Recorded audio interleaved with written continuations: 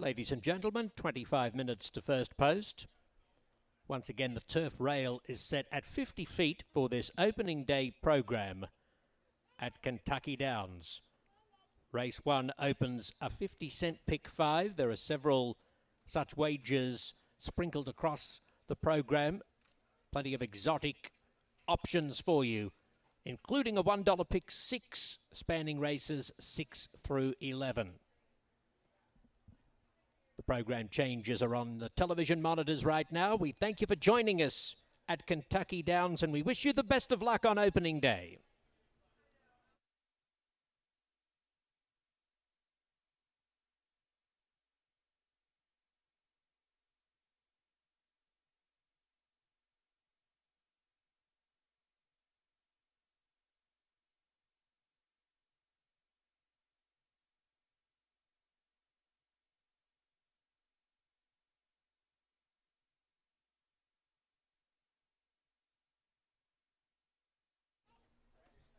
So in the opening race, we're scratching 6 Essentially Gold and 7 She's Twisted.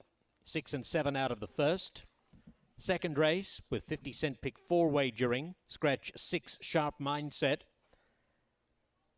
Her original jockey, Frankie Dettori, will now ride number 7 Muffin Music. So scratch number 6, Dettori goes to 7 Muffin Music. The 13 draws in. Scratch 14, 15 and 16. Race 3, the rider of number 4, Priyanka, Orlando Boca Chica. Orlando Boca Chica riding number 4 in race 3. Race 4 with 50-cent pick 5 wagering, all clear.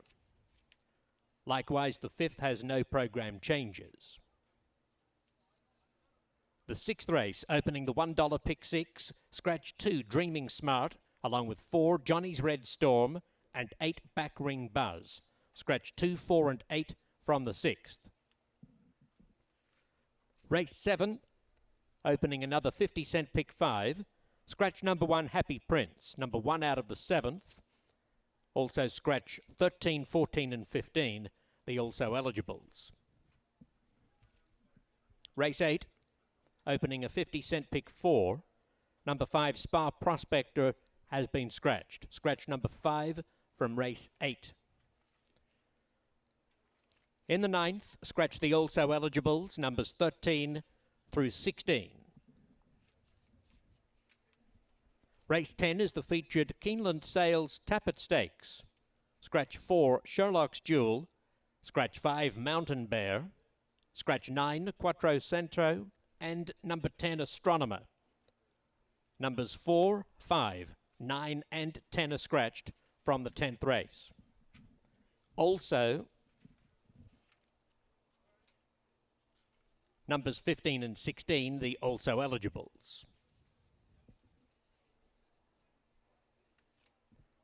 The 11th race offers 50-cent super high 5 wagering. The jockey for number 8, Our Slice of Heaven, Orlando Boca Chica. Boca Chica on number 8. Scratch the also eligibles, 13, 14 and 15. 22 minutes to first post.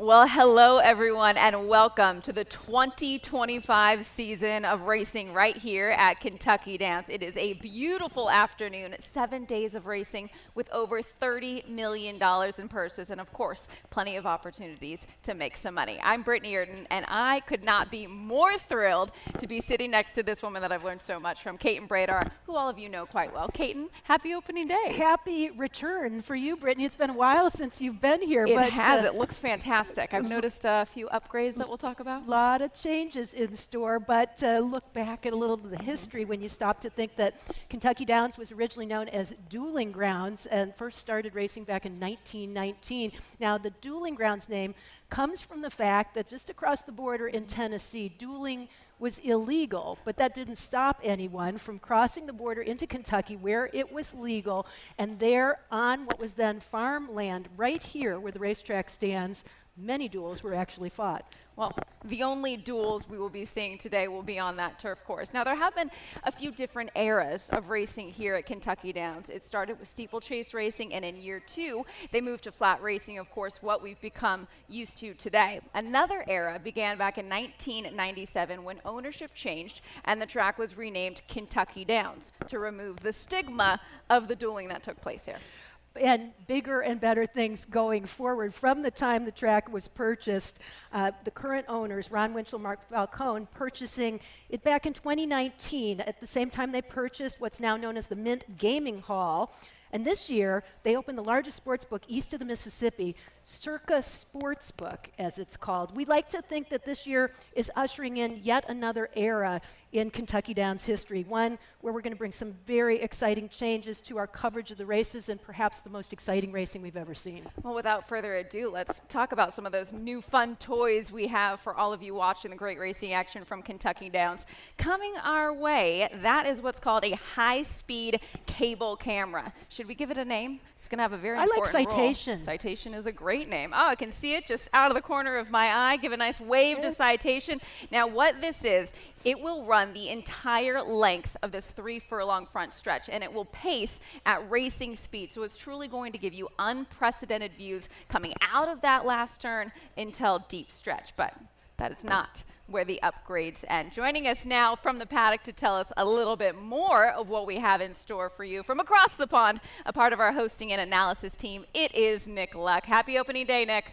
Happy opening day, Britt, Kaiten, great to be with you. Friends reunited here at Kentucky Downs. As you can see, Cable Cam will not just give you great race footage, but will show you all the horses here in the walking ring, much closer up, how they're behaving, and in the post parades as well. Now, one of the cool things here at Kentucky Downs is that this is not a traditional oval in the manner of most North American tracks. It's all grass and it's a kidney-shaped course. Now, this is beautiful to watch, but sometimes from a television perspective, difficult to cover until now, because we have a broadcast quality drone that is going to take you right round the backside of Kentucky Downs, round the sharp turn away from the clubhouse, down the back, up the hill, around the right-hand dogleg, and that will mean that you will be getting dynamic footage of all your picks in each and every race. Can they make the move? Will they miss the move as they swing round that wide sweeping bend and down the hill for home? And that is not all, because half a mile from me, half a mile from the winning line, right down there, we have got another great piece of kit which will make sure that you can track your horses all the way up to the winning post here. We can't wait to show you all these dynamic angles here at Kentucky Downs, starting in this very first race. So for the moment, it's back up to you guys, Britt and Kaiten. Great to be here. Yeah, we are only 14 minutes away from kicking things off. One of the most unique race courses here in America, and we have every angle covered. I noticed something flashy about these graphics, though, too. Yeah, hopefully new and improved, a brand new look to the graphics package, thanks to our friends at FanDuel who helped us redesign. That is just another way to get all the information you need across in bigger and better forms, which, of course, is the reason we're all here, to try to come up with some winners. Well, let's do our best. Should we dive right into it? Absolutely. All right. 14 minutes until post time for race number 1. Let's start with a big picture look at Kentucky Downs. You have covered racing here for some time. What do handicappers need to know about this place? I think they need to know, first of all, that all bets are off as far as the course and how it plays, because the weather condition changes so frequently. With a new irrigation system in play, I've seen a number of trainers and jockeys walking the course today, and they said it's never been better. There is some give in the ground, considerably more, I think, than what we saw last year at opening day. So though we see some of the same horses returning, and that's always a big angle to follow, I think things could play just a little bit differently this year as opposed to last year. Also look for riders, Brian Hernandez, Tyler Gaffleone. They're at the top of the heap when it comes to wins here at Kentucky Downs. They know this course and ride it as well, if not better, than anyone, and have amassed more wins amongst them. And I follow certain trainers always.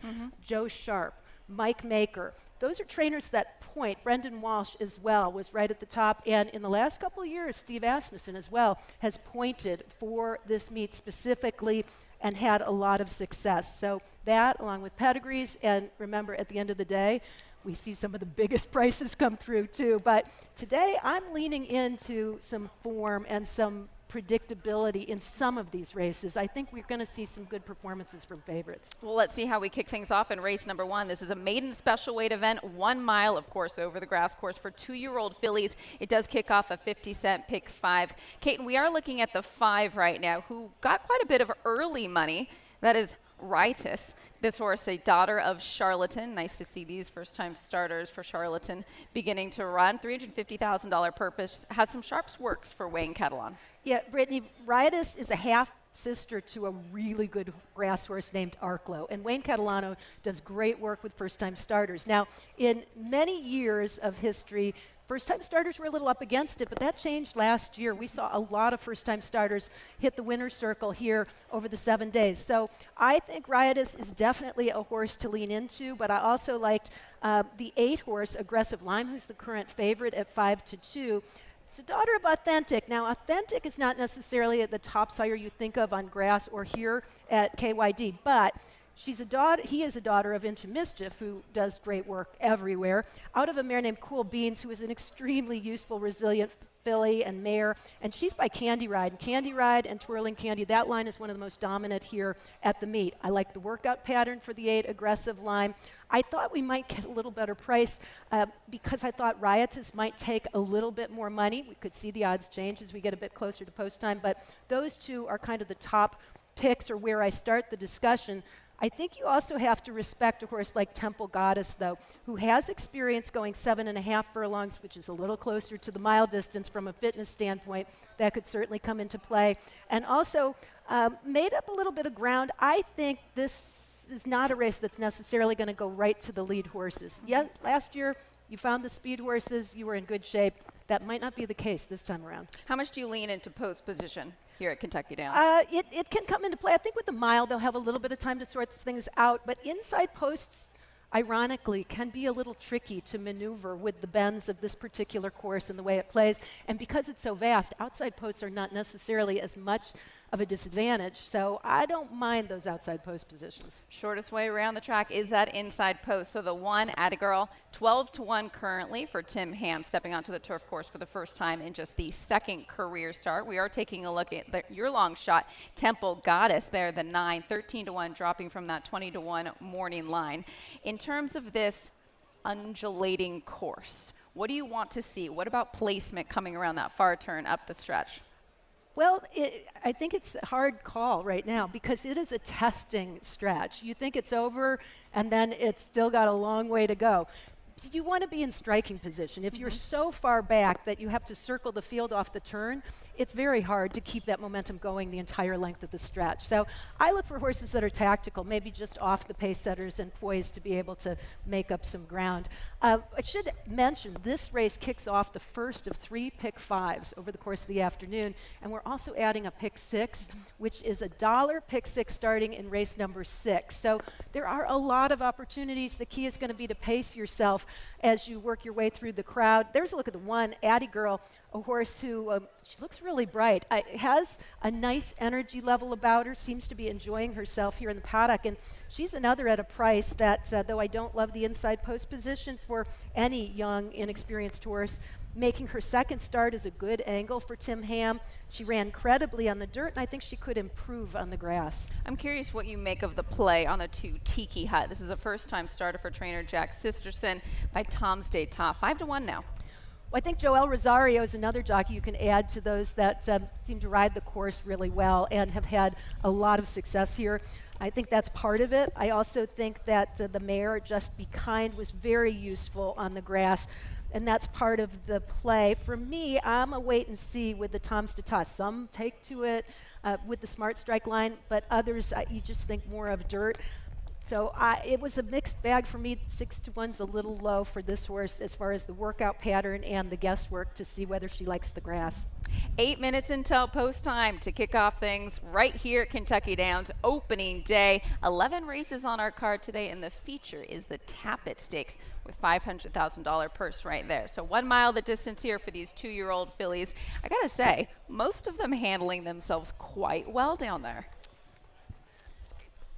They really are for the first race of the day and the meet. There's usually an awful lot of energy. They're very calm and relaxed. That 2 horse in particular, for a first timer, doesn't look like a first timer. She's big, leggy filly. She does look fit, but boy, is she composed and relaxed. The 9 making a nice appearance as well. I do like her as a long shot with her experience and from everything that I'm seeing in the paddock. Why don't we get right down into the paddock with Nick Luck and a special guest? Yeah, hi Britt, Kate, and my special guest is Ben Kudler, who's going to put us through the Equibase race lens. Who do you like here, Ben? Are you going with experience, or is one of the newcomers well enough bred for you to be interested? Well, we're going with the experience here, but this is what Race Lens is all about, Kentucky Downs. It can be so challenging for handicappers, and what Race Lens does is an advanced handicapping tool, and it really takes past performances to the next level. Fully customizable past performances, combines traditional past performances with filters, stats, and data-driven insights. In this first race, you know, Kentucky Downs is challenging enough, then you add in a maiden turf route in here. So I landed on the 4 with a backgammon with a mooring line of 5-1. Not too sure what she's been bet down to, but horses and turf routes at Kentucky Downs with the highest late pace in the race and the highest late pace, or last race Equibase speed figure. They're winning at 20%. Past 5 years, 194 starts, 39 wins, 84 in the money with a +2% return on investment. And she's making her second start for the Cassie Barn. Jose Ortiz is getting the first mount. And past 6 months, first time riding, he's winning at 25%, 103 wins from 425 starts, 53% in the money with a positive 19% return on investment. And these are the type of stats you can get with Race Lens. So we encourage everybody to try it out for especially Kentucky Downs. All right, Ben, thanks a lot. So Ben likes 4 backgammon. 2 that I like here. Look over to my right. This is 3. This is Bounce. She keeps catching my eye. You wouldn't necessarily expect Bill Mott to have revved up a first timer, but she looks all quality to me in the context of this race. I've got her in my 4, and the one that I put on top, because I don't think the standard of form is insurmountable, is this newcomer here, trained by Wayne Catalano. He reminded me he trained 10 winners in 5 days here at Kentucky Downs a couple of years ago, and I think Riotous, the 5, is the one on top. So I've gone 5, 8, 3, 9. The fittest looking newcomer, the one that looks readiest today, is number 2, Tiki Hut. Nick, thank you so much. 5 minutes till post, horses on the track. Let's get this party started. Race number 1 from Kentucky Downs. Best of luck.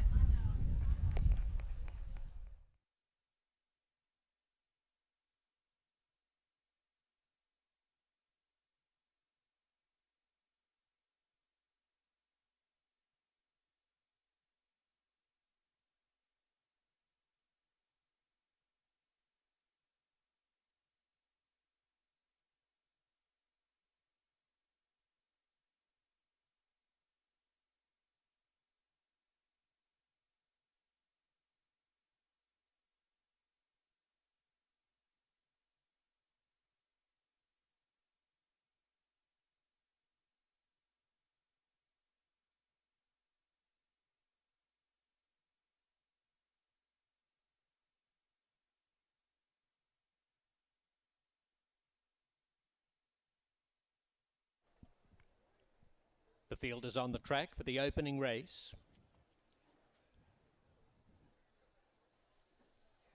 2-year-old fillies going a mile. Please note that blinkers will be added at the gate to number 4, Backgammon.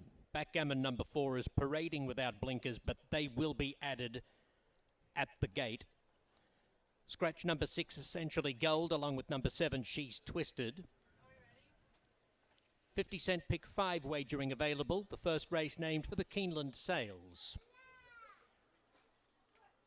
Ladies and gentlemen, there is a late change of rider in the second for number 8, Getting Serious. Race 2, number 8, Getting Serious, to be ridden by Luan Machado. Luan Machado on number 8 in race 2.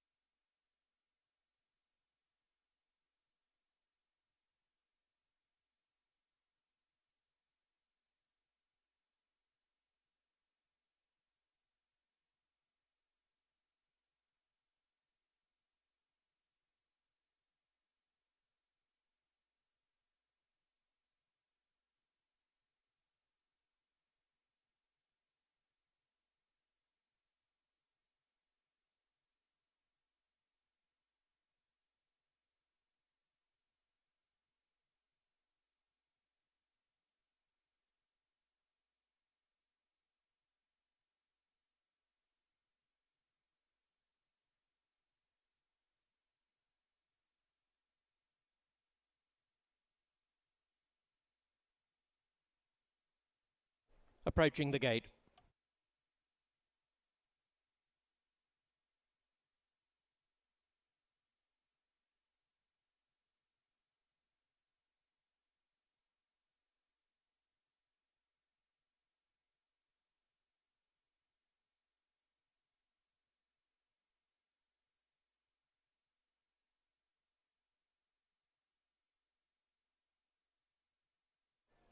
They're about to move into line.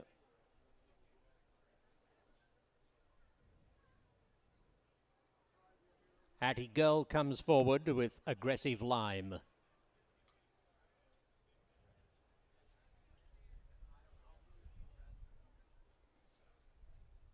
Temple Goddess and Tiki Hut the next couple.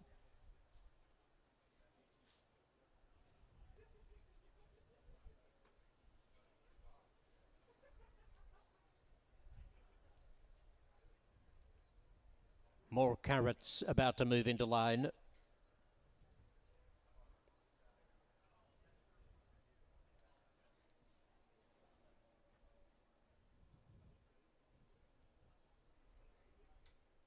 Bounce is ready. Backgammon joining the line with Combustible Mass.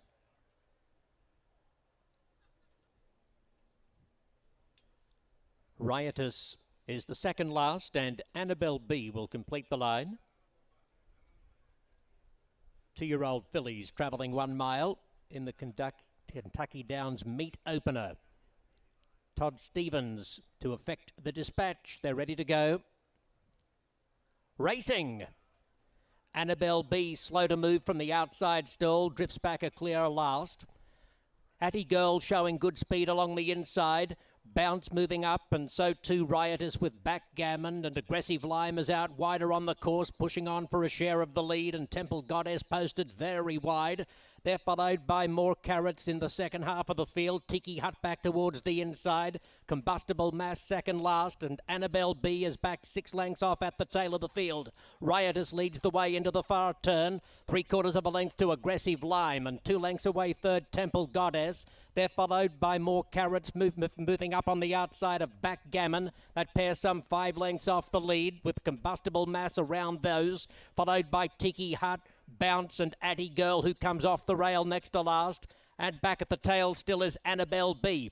They have 3/8 of a mile left to go, and it's Riotous being tackled by Aggressive Lime. They'll come to the top of the stretch, stride for stride, kicking away by 3 lengths from Temple Goddess, followed by Combustible Mass with 5/16 to go. Backgammon in behind them, running 5th. Bounce towards the inside. Tiki Hut swinging out deeper in the lane. 3/16 left to go, and Aggressive Lime is just in front, challenged by Temple Goddess and Combustible Mass, and Tiki Hut continues to make menacing ground down the outside. Backgammon nearer the fence, past the dog leg. They're in the final furlong. Aggressive Lime's nicely clear, kicking away from Temple Goddess, Backgammon, Tiki Hut and Combustible Mass, and Aggressive Lime takes it by 3.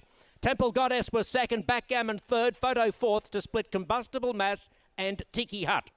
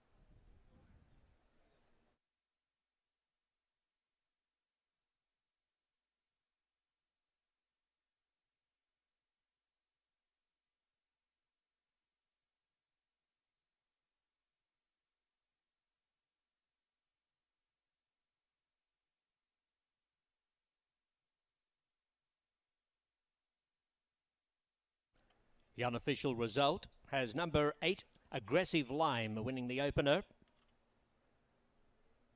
in the time of 1:35.90 seconds.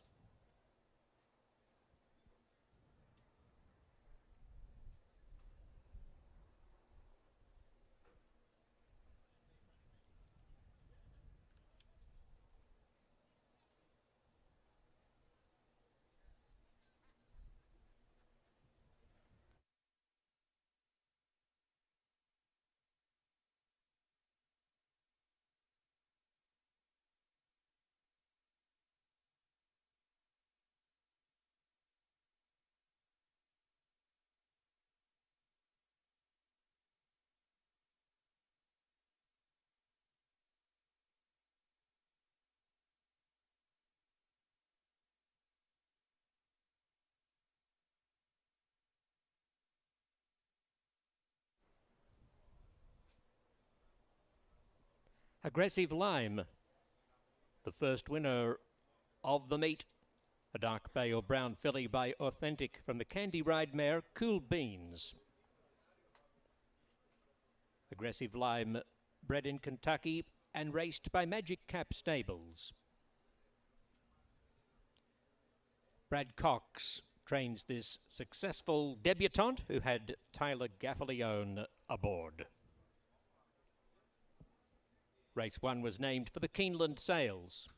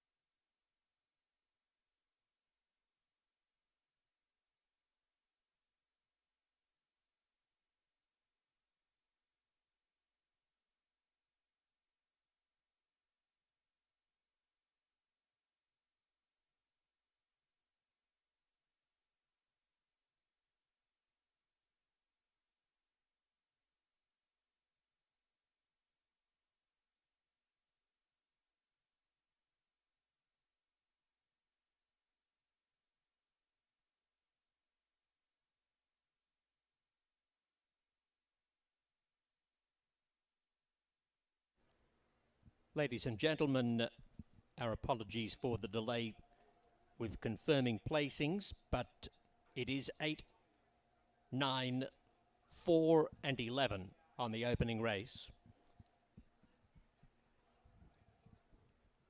Number 8, Aggressive Lime, beating 9, Temple Goddess, 4, Backgammon and 11, Combustible Mass. 8, 9, 4, 11, the official result on the first. In the second, number 6, Sharp Mindset has been scratched. Frankie Dettori rides number 7, Muffin Music, and number 8, Getting Serious, will be ridden by Luan Machado. Dettori on number 7, Machado on number 8. Scratch numbers 6, 14, 15 and 16 from race 2, which opens a 50-cent pick 4. 20 minutes to post.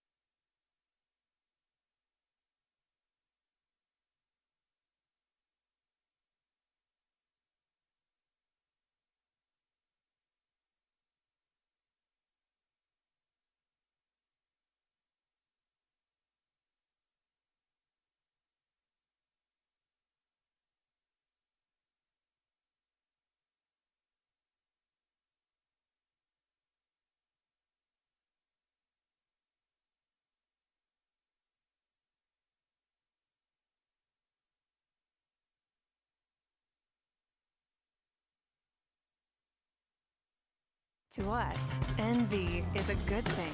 It motivates us in the pursuit of better.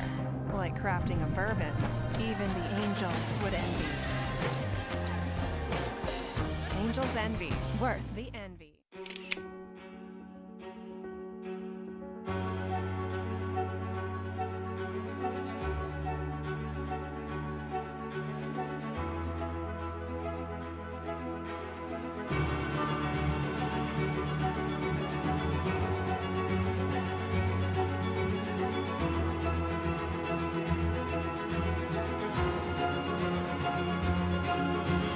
De Marchelier, standing at Claiborne Farm.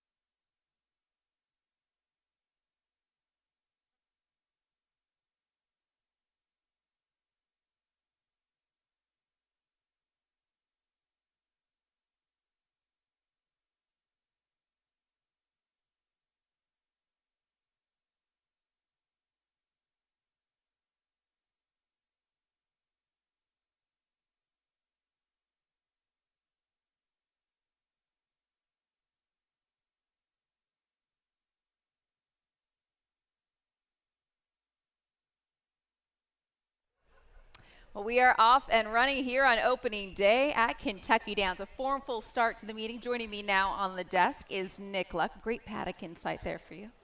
I'm not sure about that. I thought Brad Cox's filly in the opener, I thought she was quite a good long-term prospect, but I didn't honestly expect her to be ready for today. So I think you can mark up her performance quite considerably. She looks quite long, rangy, had a bit more scope, I thought, and will probably stay real distances into next year, I'd have thought. Well, never easy to go a mile first time out, and did so with authority. Let's move on to race number 2. This is a maiden special weight event. We'll go the sprint distance of 6.5 furlongs. These are 2-year-old fillies and does kick off a 50-cent early pick 4.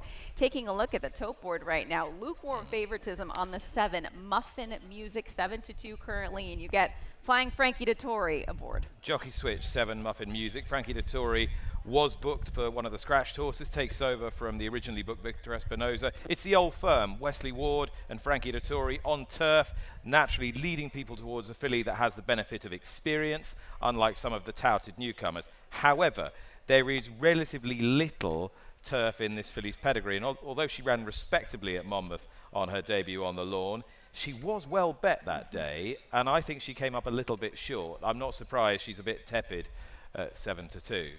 Interesting that 2 Petronella, who was 12-1 for the morning line oddsmaker, is 4-1 here and might yet be favourite quite soon for a stable that does so well here, that of Brendan Walsh, Tyler Gaffleone riding, and they've pumped plenty of work into this filly on the synthetic, and she came out my pick given connections and pedigree. It looks well in the paddock right now. You can see the blue shadow roll on that 2-year-old filly. Brendan Walsh, he can absolutely hit with a first-time starter. You would say he's a patient runner, but when they're ready to run, they do so, and the odds definitely showing that the public is interested on this 2-horse. Who else do we like? You have the 7 in your picks, but what about inside runner? I put the Urton filly In the 3, AP's Girl. So needless to say, I want your insight, but I thought there was enough in terms of pedigree and connections to make this filly of significant interest. My dad is one to often race these horses into shape. They don't often run their best race first time out. Inside post not ideal for a first time starter. He said she hasn't shown a ton of speed in the mornings that you can kind of take away from those works at the Thoroughbred Training Center. You can take away from the odds as well. 32 at the moment. 32 to 1, exactly. So might be a wait and see approach for the inside runner there, perhaps down the road with more distance. And then the 11 horse I wanted you to speak a little bit on, 5 to 1 currently on Next Award for trainer Brian Lynch. A filly by Not This Time, nice pedigree, bred by the Ammermans, who've raised so many good horses, and exceptional dam side. 6 of the 7 siblings have won, and the dam was a turf winner as well. So I think on pedigree, 11 is probably the pick of the bunch here, but has a tricky post on debut. I didn't want to leave her out of calculations. Perhaps I'll move her up a notch, given your lukewarm comments about AP's Girl. I think you should. A sibling to Oscar Performance, who we know does well here, as does his progeny. All right, let's get into the paddock to get some insight from another member of our team, Jess Stafford. Thank you, Brittany. Yes, really pleased to be right here in the paddock, in the thick of it. And these 2-year-old fillies, I think they're all behaving themselves pretty well.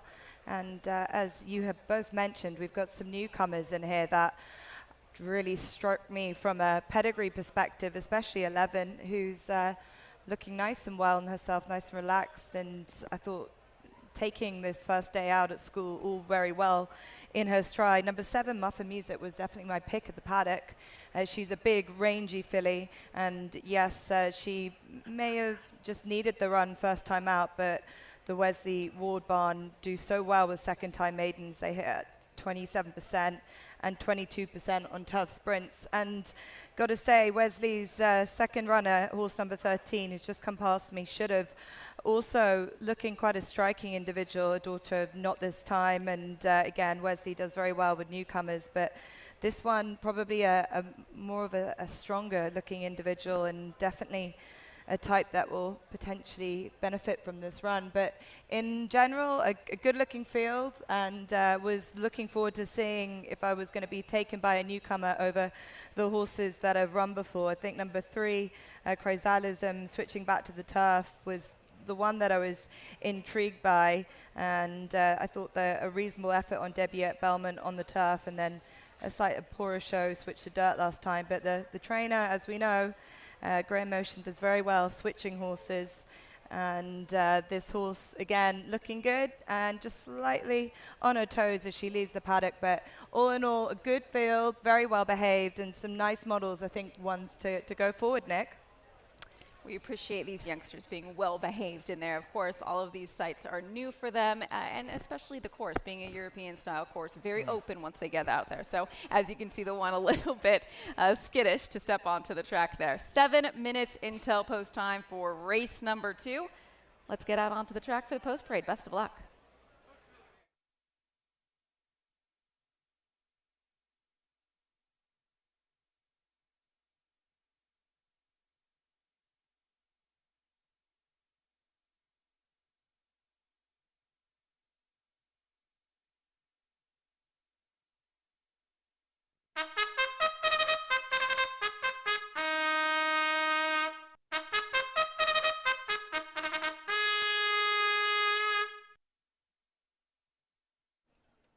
Moving on to the track for the second, a 6.5 furlong 2-year-old filly maiden. 50-cent pick 4 wagering on the menu. Scratch 6 sharp mindset. Also scratch 14, 15 and 16. Number 13 should have draws into the field.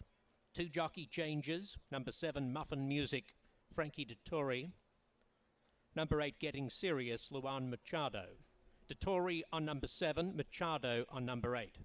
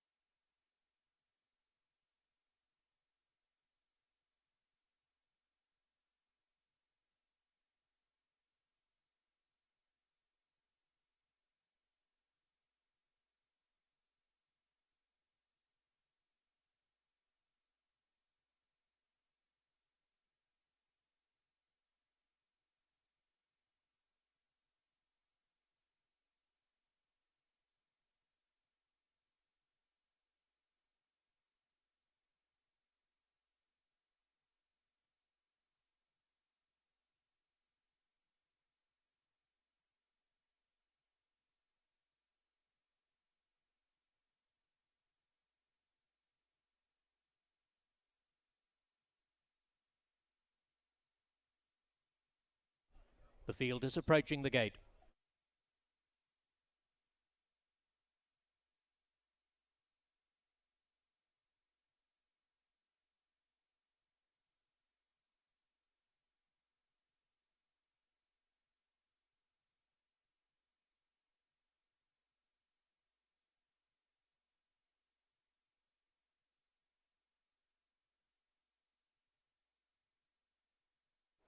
They're about to move into line.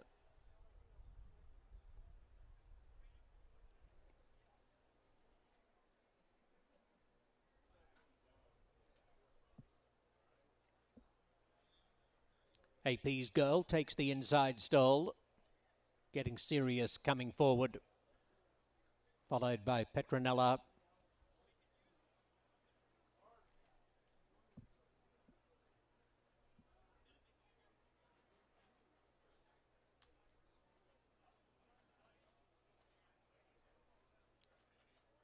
Chrysalism and Onesie Weather will be the next couple.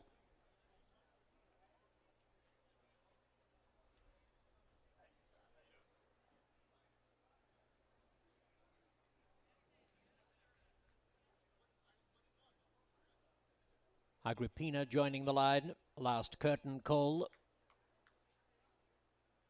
Followed by Paseo. And Next Award. 3 more to come forward. Dolce Vino. Now trained by Mike Maker. Drawn 1 from the outside. Here comes Muffin Music, who had a troubled debut.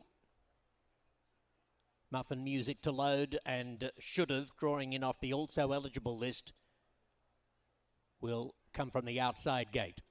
Last couple loading for race 2. 6.5 furlongs for 2-year-old fillies.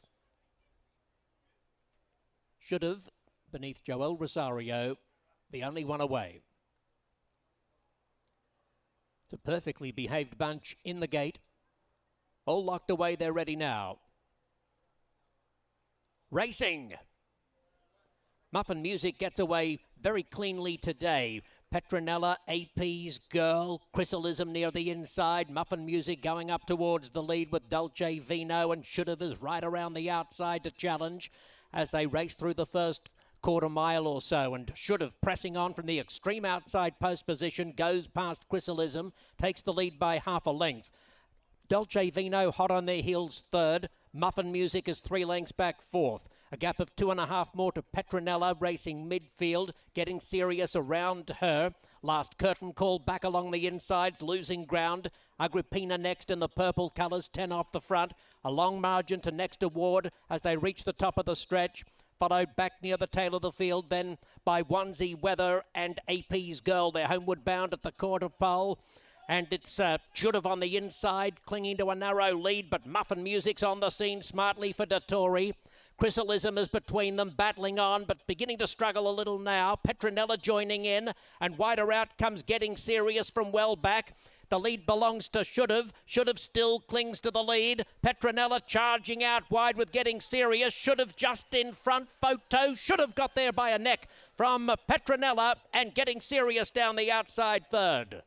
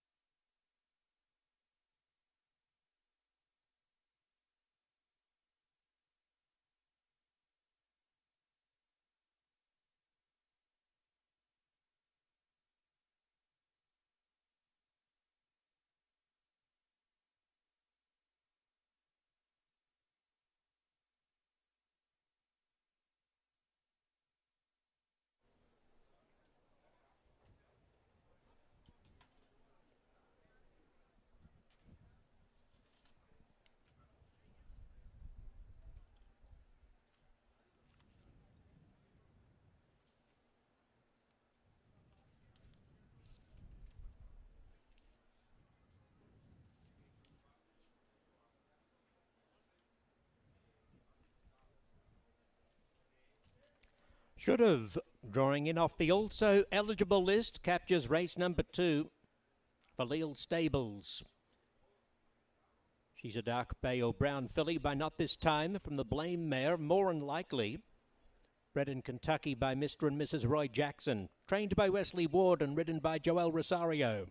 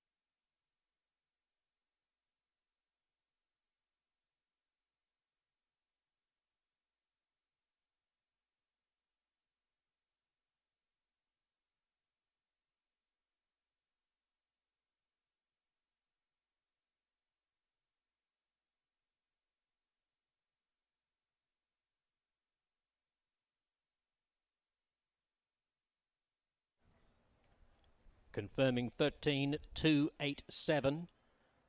Should have, defeating Petronella. Getting Serious. Muffin Music was 4th.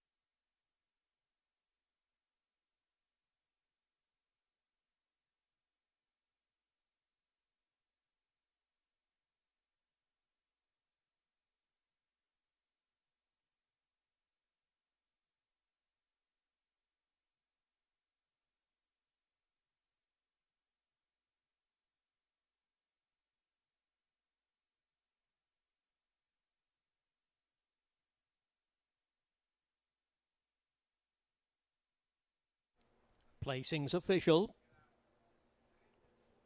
$1 exacta, $23.35. The 50-cent trifecta, $158.45.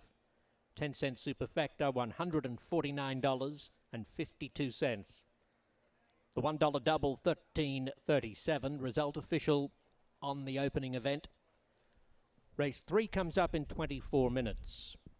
The rider of number 4, Priyanka, Orlando Boca Chica.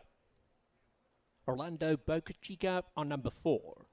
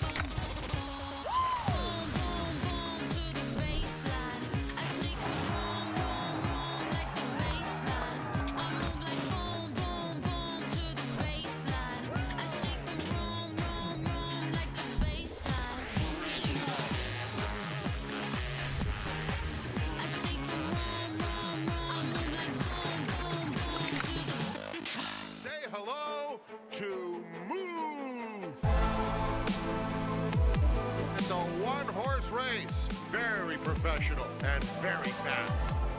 Muth rolling home by 4 in fine style. Muth, the son of good magic, coming down the stretch in Hot Springs to win it.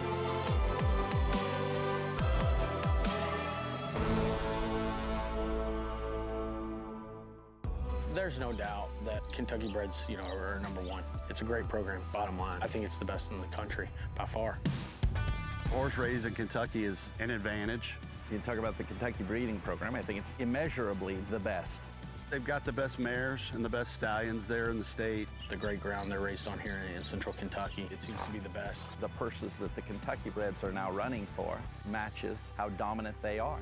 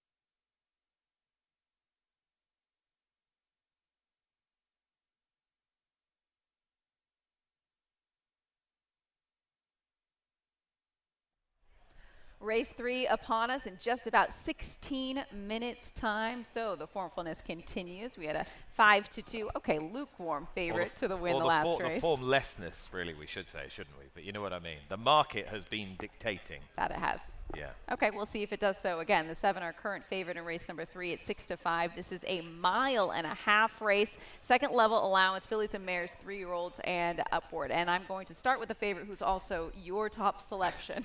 Got to get one in the bag, knocking on the door. Stellify, yeah. Now, she's actually not the form, strictly speaking, but she's definitely the potential.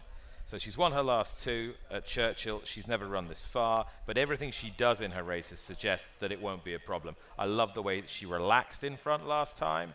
I think she's tactically adaptable, and to that end, I think she might have a complete stranglehold on this race, both in terms of the potential she has to improve further, but also in terms of the way the race is going to be run, because I don't see a whole lot of pace. And I think she could just lead them all a merry dance. And at 6-5, I'd be happy to play. Brad Cox has been amongst the winners already. And what is it about Brad Cox and Florent Geroux with fillies? They just keep getting better. And Justified does seem to be a very strong influence for stamina, as well as you'd expect from a Belmont Stakes winner, but on turf as well as on dirt. Getting a live look at the 7 Stellify in the paddock right now. Looks wonderful. 6-5 currently. So that price floating up just a touch. Market open at about 4-5 for this runner. 15 minutes until post time. I know it's tough to glean anything from 2 races, but a horse going gate to wire here at Kentucky Downs, how difficult do you think that is?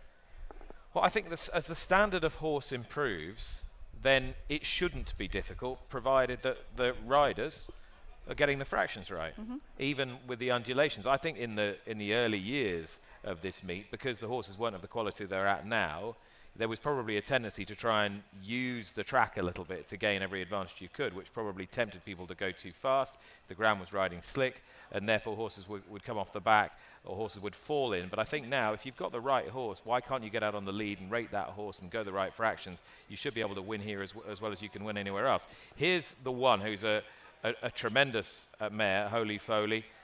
Although she hasn't won as many races as her ability suggests she should. She shows up, though. She invariably gives of her best, and perhaps crucially, she's run 2 of her best races at this track. So she's dead solid. Tyler Gaffleone taking over. Never ridden this mare before. It'll be interesting to see what impact he can have. It'll be interesting to see whether, from her inside gate, he adopts to try and get her a little closer than she normally is. Sometimes that takes away their kick, though. You don't want to take away their best asset, and right now that would be hers, coming from well off the pace, just beaten last time out by a neck. And with all due respect, the fastest way to get a, inverted commas, slow horse beaten is to try and make that horse go too fast.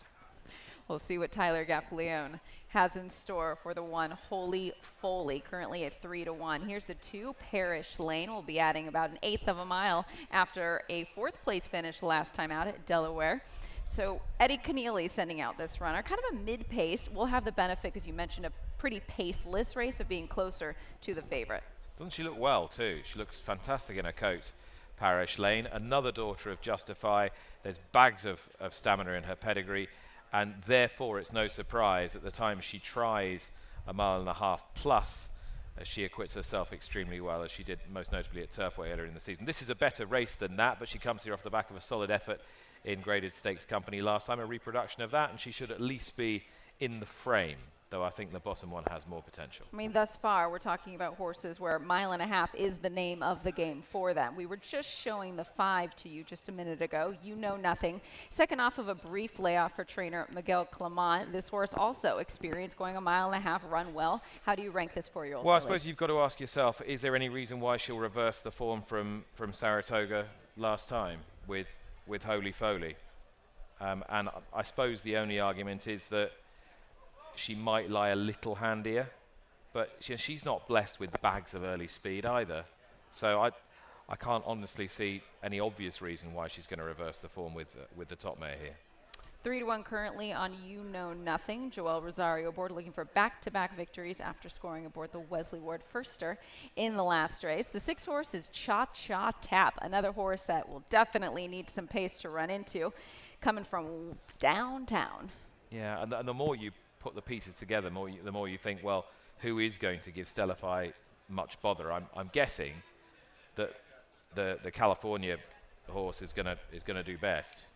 Of those that are going to be up there, or the filly that ran in Del Mar last time, I should say. So, I don't know. I think Stellify's going to wire these. What's a fair price then for you on Stellify? I think 6 to 5 is a fair price. I think 6 to 5 is a fair price.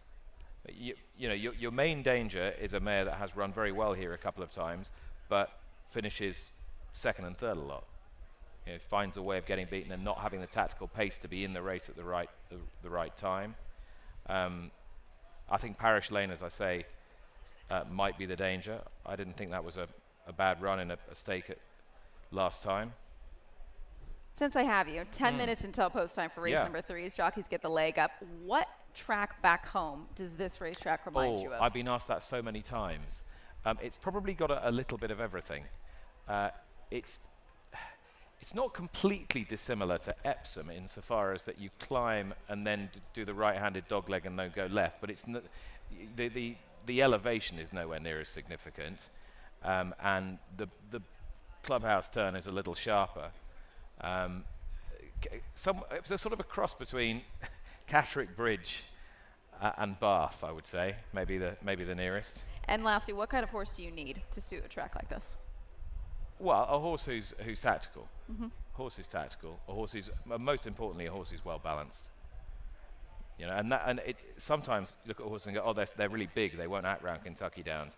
You can have a very big horse who's beautifully balanced, and you can have a little compact horse who's all over the shop.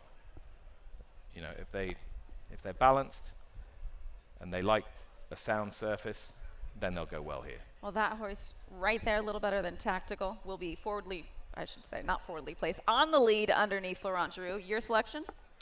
Stellify, number 7. All right, 9 minutes until post time for race number 3, 1.5 miles the distance. Best of luck.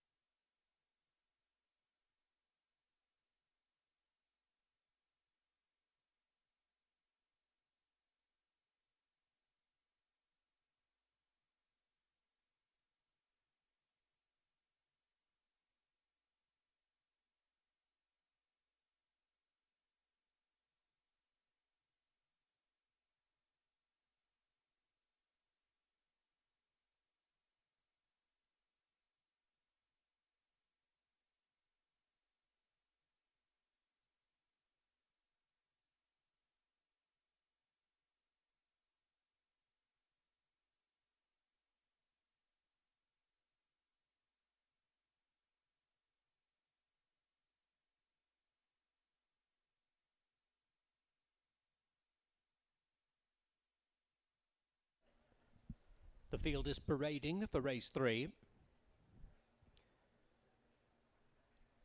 An allowance optional claiming event for fillies and mares 3 and up at 1.5 miles. The rider of number 4, Priyanka, Orlando Boca Chica. 7 minutes to post.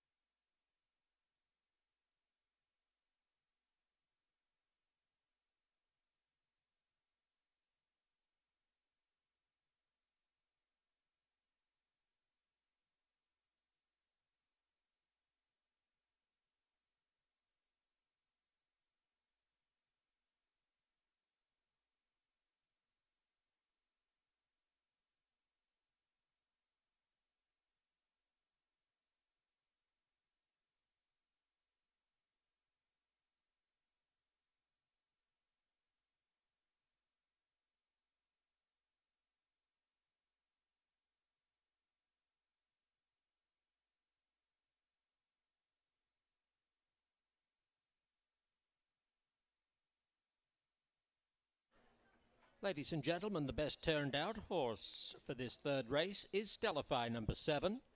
Congratulations to groom Osvin Aguilar. Stellify number 7, the best turned out horse for the third.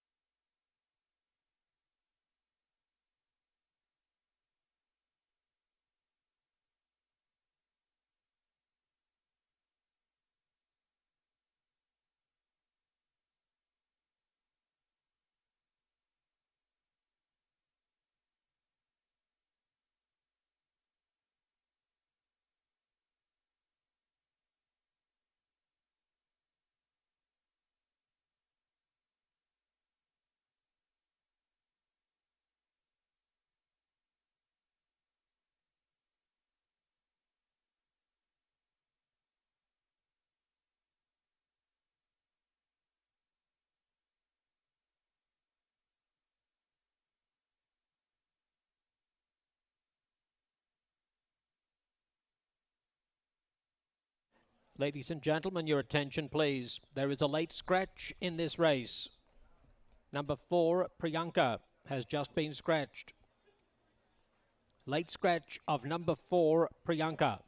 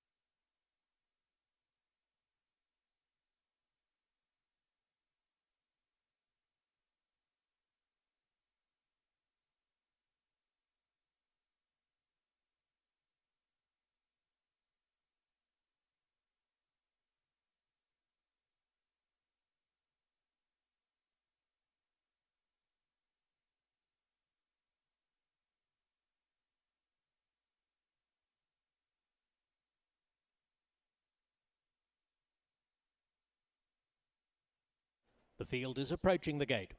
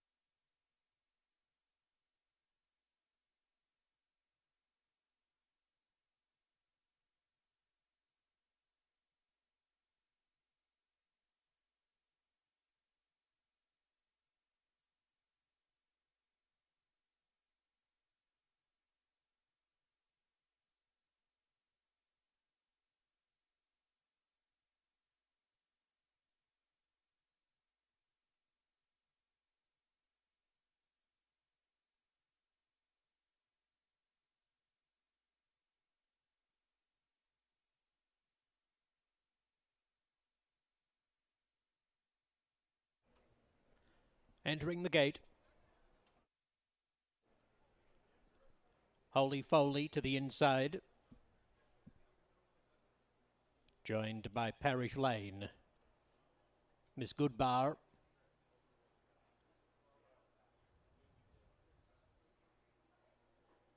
You Know Nothing.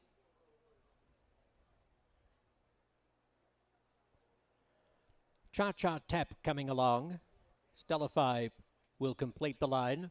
Late scratch in the post parade of number 4, Priyanka.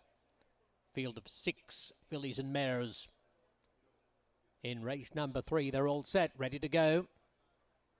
Racing. Stellify begins sweetly from the outside stall. Holy Foley comes away okay. Parish Lane going up toward the lead with You Know Nothing. Miss Goodbar is alongside Holy Foley. They're now sharing the 4th position, well clear of Cha-Cha Tap, putting the first furlong behind them. And Stellify has the lead from Parish Lane, followed by You Know Nothing. 2 lengths away to Holy Foley on the inside of Miss Goodbar as they negotiate the first turn, and back about 4 lengths to Cha-Cha Tap. Giroux works his way clear aboard Stellify as they head to the back stretch. Stellify under a strong grip by 1.5 lengths. Parish Lane second with a half length, You Know Nothing on the outside. They're followed after 3 lengths by Holy Foley. Miss Goodbar is second last, 8 from the lead. And Cha-Cha Tap brings up the rear as they begin the ascent. Up toward the 7 furlong marker, and Stellify clear. Doing it nicely with the ears pricked, having a lovely time in front thus far.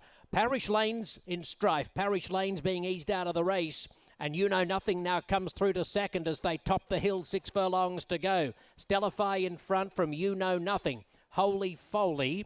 Parish Lane is back 4th. Looked like she might have been eased as they came up the hill, but in fact is going forward again, re-entering contention.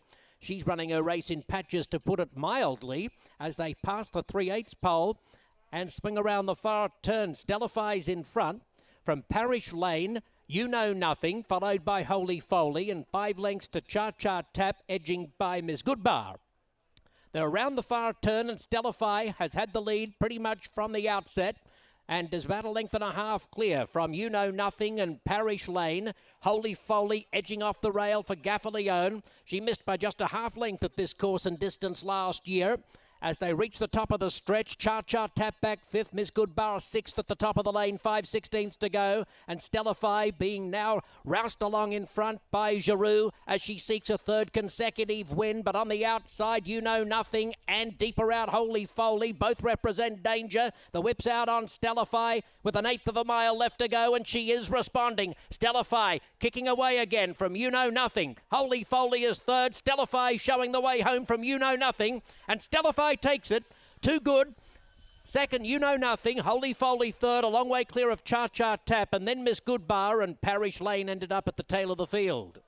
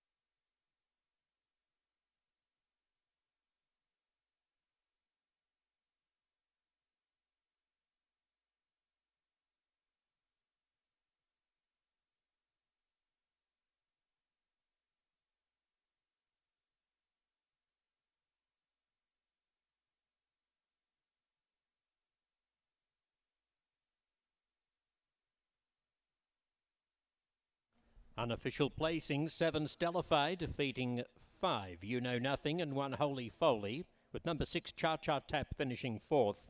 The time 2:23.90 seconds.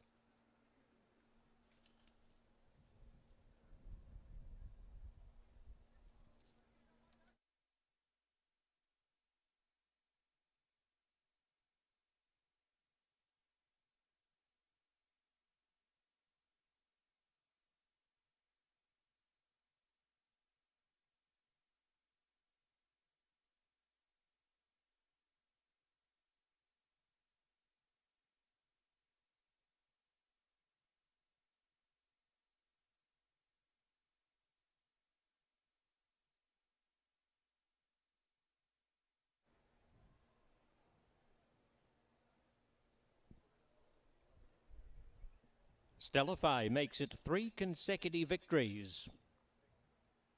She's a 4-year-old dark pale brown filly by Justify from the Medaglia d'Oro mare Savvy Star. Stellify was bred in Kentucky by Windstar Farm. She's owned by Elements Racing, George Messina and Michael Lee. Brad Cox with a double in the first 3 races on opening day. Florent Giroux is the victorious jockey.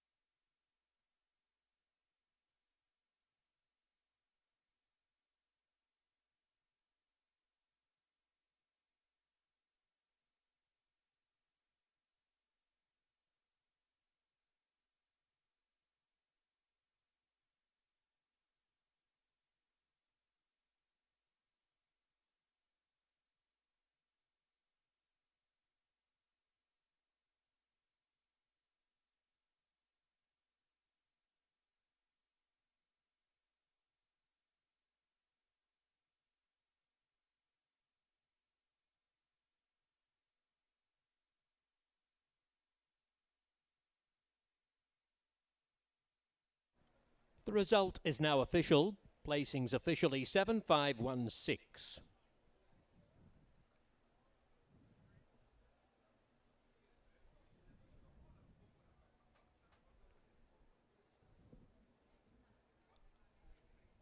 The upcoming 4th race is clear of program changes. 23 minutes to post time. There is a 50-cent pick 5, spanning races 4 through 8.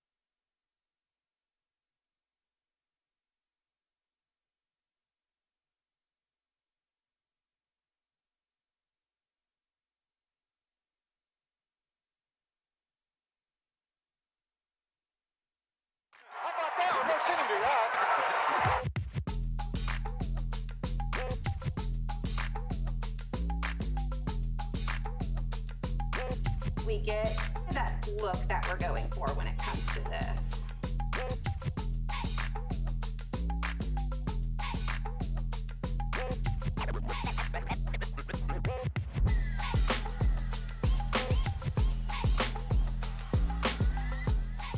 Ladies and gentlemen, it's post time for the Whitney. The field turns for home. Fierceness is the one to catch. He has a 3-length lead. Sierra Leone down the center of the track is coming with powerful strides, and Highland Falls is in there too. But it's Sierra Leone who takes the lead from last to first. Highland Falls trying his best.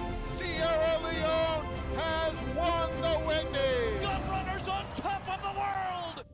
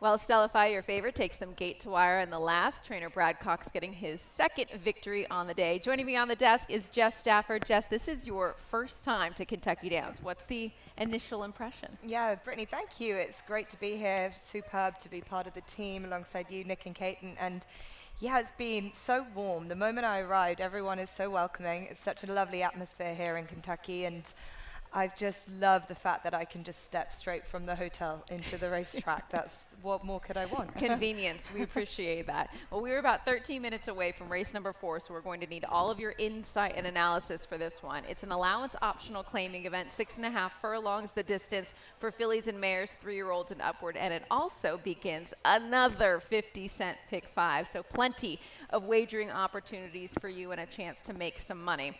The 7-horse here is your favorite. That's Foxy Cleopatra, 5-2, currently slightly up from a 2-1 morning line for trainer Larry Ravelli. I mean, she has been knocking on the door. What do you make of our favorite? Yeah, look, she's likely to be the early pace, isn't she? She's had an excellent season and a second in the Kentucky Downs Preview Ladies Turf Sprint Stakes. I thought was a career best, so plenty to like about her. And I feel this is a track, and as plenty would say, that favors the pace, Brittany. So she's got a lot going for her. She's looking well. I found it difficult where to place her. Was I going to put her up on top? But I did like the 4 Smiling Ellie, so just usurped her. Okay, so Smiling Ellie, what is it about this horse? You're getting a great price, 7-1 currently, turning back in distance for trainer Mark Cassidy. Ben Curtis has the mount. What did you like about her? Yeah, being slightly cold from a betting perspective, coming out for a bit of value now, but this is a horse that Ben Curtis gets on board, a jockey that I know very well from when he was originally obviously in the UK. I've been so thrilled to see him do extremely well since he's moved over here. Riding at Kentucky Downs, I would love to see how he finds it, but I'm hopeful that this might remind him of a few tracks back at home. Obviously, this is extremely unique, but he's on board the number 4, Smiling Ellie, and just a bit like Foxy Cleopatra, a really great attitude, having a wonderful season. I thought the way she fought her way from the front 2 starts ago just kind of lacked the racing room, clipped heels, but showed that real will to win. We'll kind of appreciate the pace setup that will be taken by Foxy Cleopatra, but we'll have to show off her speed. And what I've noticed in the first 3 races, Brittany, is that it's hard to pick anything back who gets the lead. Yeah, you definitely want to be forwardly placed. That's what we've seen thus far. And even though you have the length of the stretch, which is 3.5 furlongs, really all the way down to that far turn, we showed you on the cable camera earlier, and you want to be forwardly placed, definitely. Smiling Ellie, we're taking a good look at right now. In terms of the turn back in distance, from 1 1/16 to 6.5 today, what do you make of that?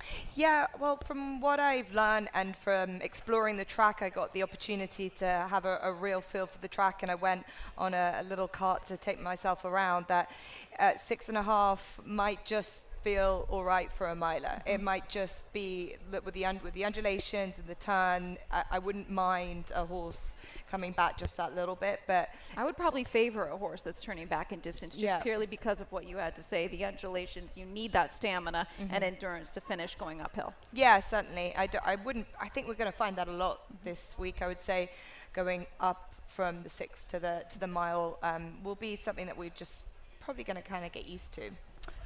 Adam Beskica getting aboard the 2-horse here, Do Gooder. That's 3-1 currently, and your third choice. What did you make of the 4-year-old filly? Yeah, cuts back and trip for the mile to the 6.5. Again, has showed a lot of early pace. Another one that I think will be right up there.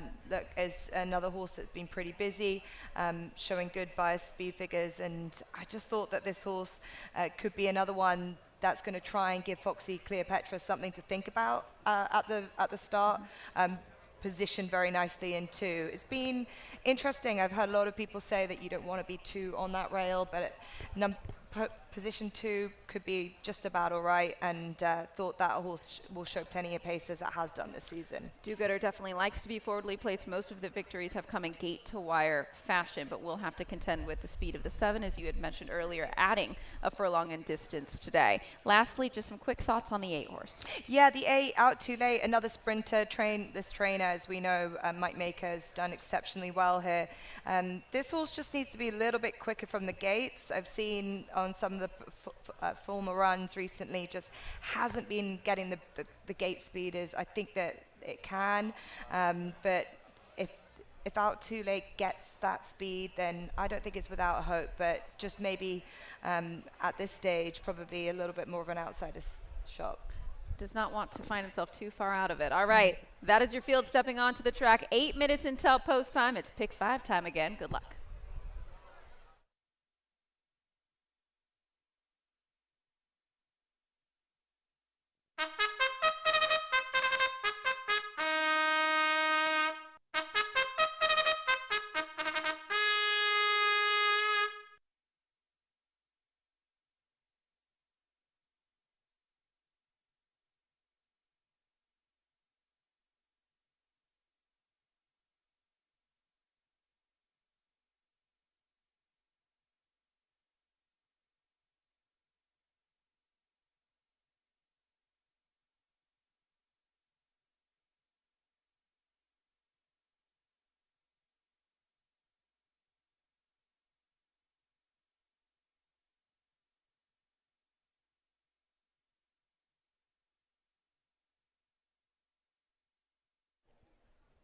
On the track parading for race 4.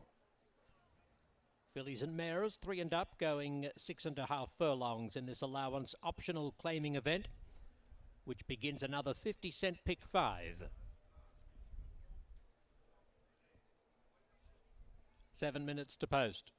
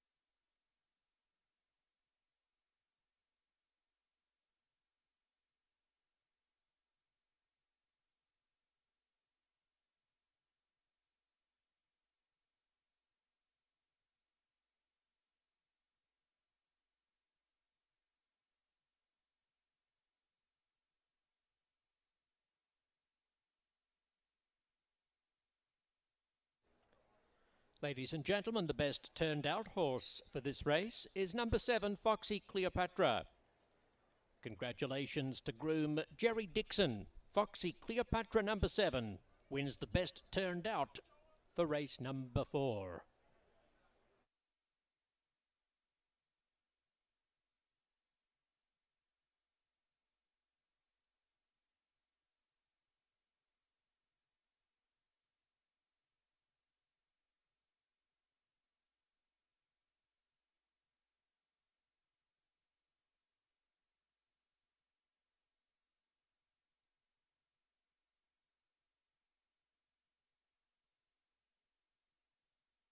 Approaching the gate.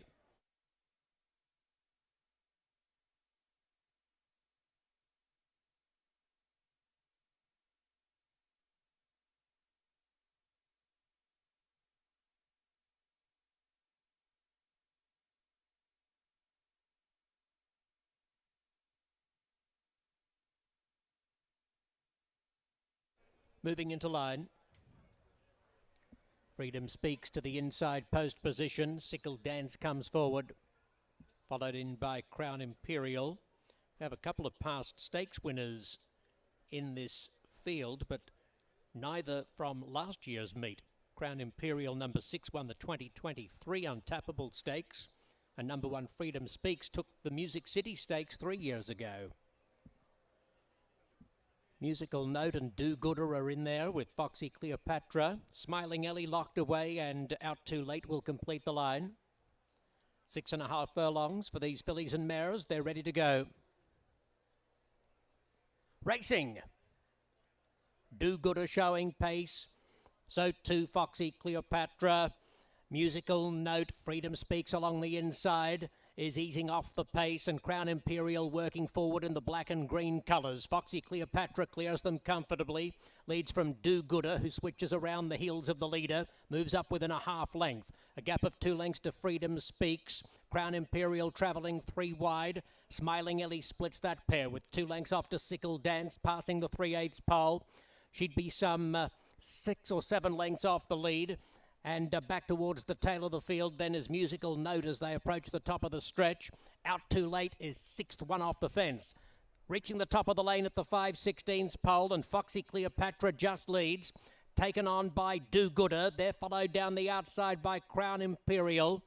Then Freedom Speaks working off the fence. Smiling Ellie splits horses. Out Too Late to the extreme outside. Mid-stretch and Do Gooder, Foxy Cleopatra together from Freedom Speaks, and wider out Too Late. Do Gooder is just in front. Do Gooder from Freedom Speaks, and then comes Foxy Cleopatra. Do Gooder wins the money. Do Gooder over Freedom Speaks and Foxy Cleopatra. Photo 4th to split Out Too Late and Sickle Dance.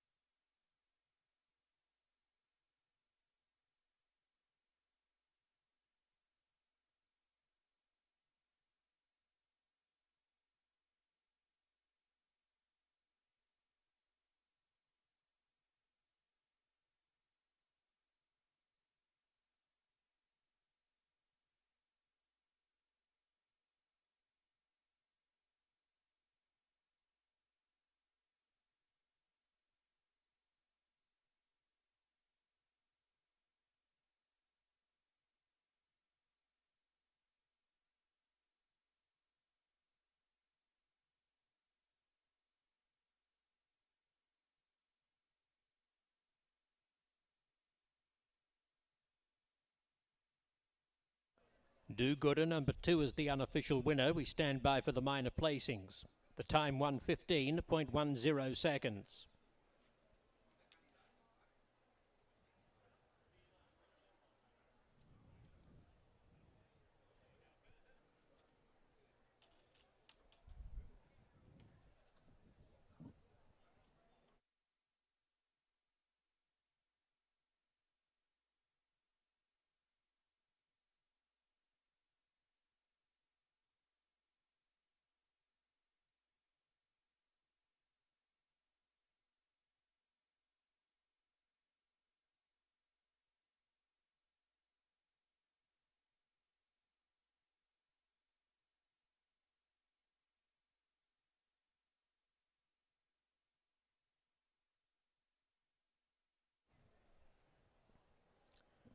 Do Gooder winning race number 4 beneath Adam Beschitzer.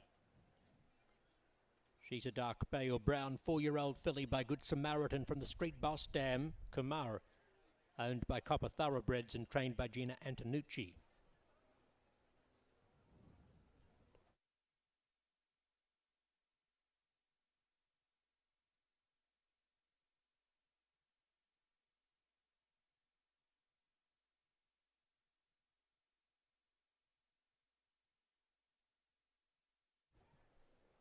The result is officially 2-1-7-8. 2-1-7-8. Do Gooder defeating Freedom Speaks, Foxy Cleopatra, and Out Too Late.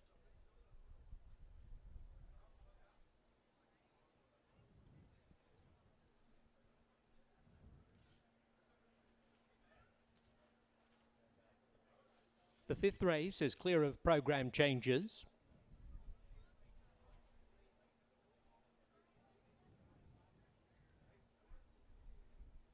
Rolling doubles and pick threes continue.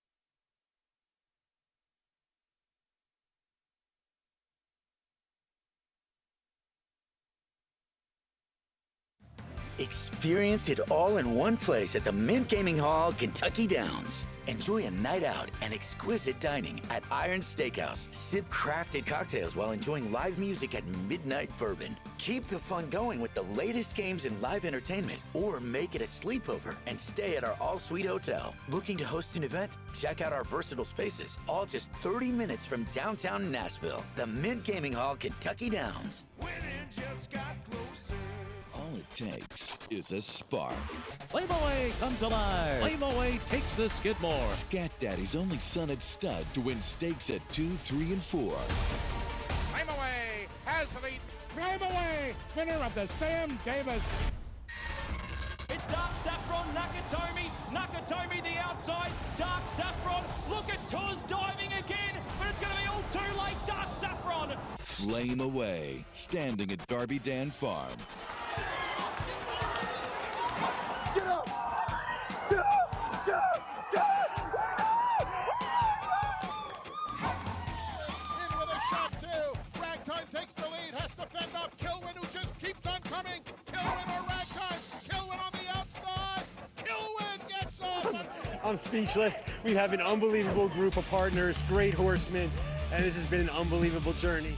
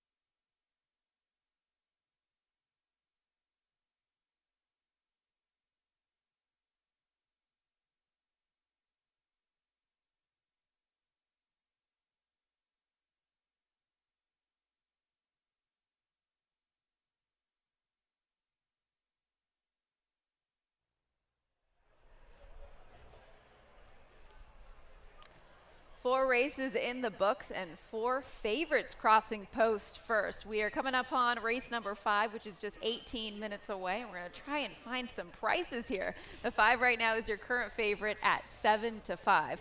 We're having fun though, aren't we? Yeah, and look, I think that we might have another favorite winning here. I'm afraid, Brittany, I really want to find some prices, but this favorite might be my favorite horse of the day. Wow, that's a big deal. Okay, maybe we can find some prices underneath. You know, there are plenty of exotic wagers to help you out to get some money. So let's dive into this one. Allowance optional claiming event, a second level allowance. They will be going 1 mile and 5/16 today. So they'll be starting just a bit past the finish line. Fillies and mares, 3-year-olds and upward. We dip into the paddock. Let's look at the 7 horse here. The 7 is Miwa. Joe Sharp takes over the training duties, 7-2 currently. You're probably very familiar with this pedigree.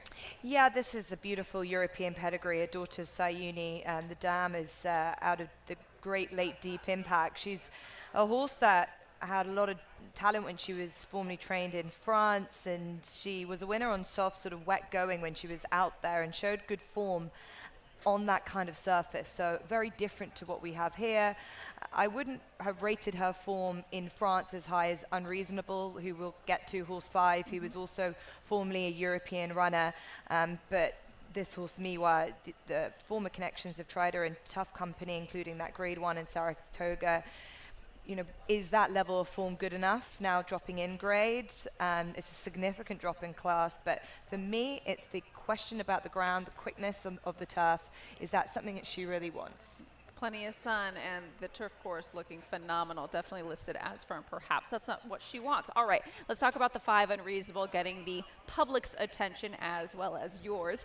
7-5 currently. A nice winner last time out for trainer Miguel Clement at Saratoga. We'll get an extra 1/8 of a mile today and step up into the non-2 Lifetime Company. Yeah, look, this horse last time at Saratoga, she got a lovely break. She settled in second early, always traveled well on the rail, which was a real benefit to her, and kicked coming around the bend and found plenty under pressure. So it made me think coming here, this kind of track setup would really suit her. She actually was eased down in the end. So I think the step up in trip should suit. She clearly had plenty more at the end of the race. She's got a lot of class. I know her from her time when she was formerly with Joseph O'Brien in Ireland. She won on debut at Cork, and then she was pitched in really good company, including a third behind Tarawa and Cairo, who runs at Kentucky Downs in the Millions. So the form is strong from back then, but actually her last good run in Ireland was a third enlisted race at Gorin Park, where she attempted to lead all the way and she was just taken on in the end by a couple of classy sorts. But she's been a little bit unlucky as well. 2 starts ago, she was not helped by her draw in 12. She never got involved. I think last time out we saw the real Unreasonable, and I'm not surprised she's got very, very short. It's not going to make you rich, but it could be enjoyable if she does go in for you and you can play something below her. Sometimes just a win is a win. 3-2 currently on your favorite, the 5 Unreasonable. We're taking a look at the 6 now. This is Kiss Blue, your third choice. We'll get back to the 8 in just a second, but want to talk about the horse on the screen for Riley Mott. Kind of a mid-pack runner. Will be stepping up in trip today and getting back to the turf. Yeah, exactly. It's been kept on dirt and synthetics.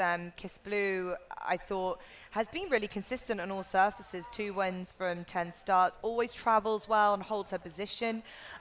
Another one going up in distance. We've said that that's not too much of an issue. Going up in distance, you coming down in distance. What do you want over this trip? That's going to be interesting. But this is another very consistent sort, but has been a little bit cold from a betting perspective. Having run well, going 1.25 miles over the synthetic surface at Turfway Park, second just by a neck, wouldn't be concerned by the distance at all. Alex Achard to ride. Here's the 8, your second choice. What did you like about this filly? Yeah, look, this horse, Stucky Speech, I've been told by some, pretty good authorities to keep an eye on Joe Sharp's runners. This is a guy who just does so well with the horses he brings here. So I'm just following his horses, and I just wanted to go through the form of this one in particular. She won this race last year. She gave Joe Sharp one of his many victories at this meeting. That day broke really well. She trapped the pace. She came home really strongly. Only had a couple of runs in 2025. Again, she hasn't had much luck in running of late. She never featured in her last run. She got a little bit agitated before the stalls opened on her first run back.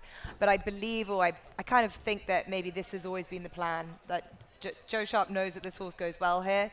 Get the couple of runs in, get her fitness up, and come and try and do what she did last time around. leading trainer along with 2 others at the last season here at Kentucky Downs. And trainer intent, absolutely something to read into. If trainers are pointing towards this meeting, you expect them to want to run well and intend to. So the 8 is Lucky Speech at 3-1 currently. The inside runner, the 1 horse, is Stephanie's Warrior, 30-1 on the morning line, 26-1 now. What'd you see in this one? Yeah, look, just from a pace angle, I think 1 and 4 could be forward. Definitely 4 will be the one that could go forward. But 1, Stephanie's Warrior, won her last 2 in lesser races. Look, this is a big step up, no doubt about it, but she's essentially proven herself, and why not go for the big purses? She's clearly in great form. The trainer's done really well with her. She's looking lovely and relaxed.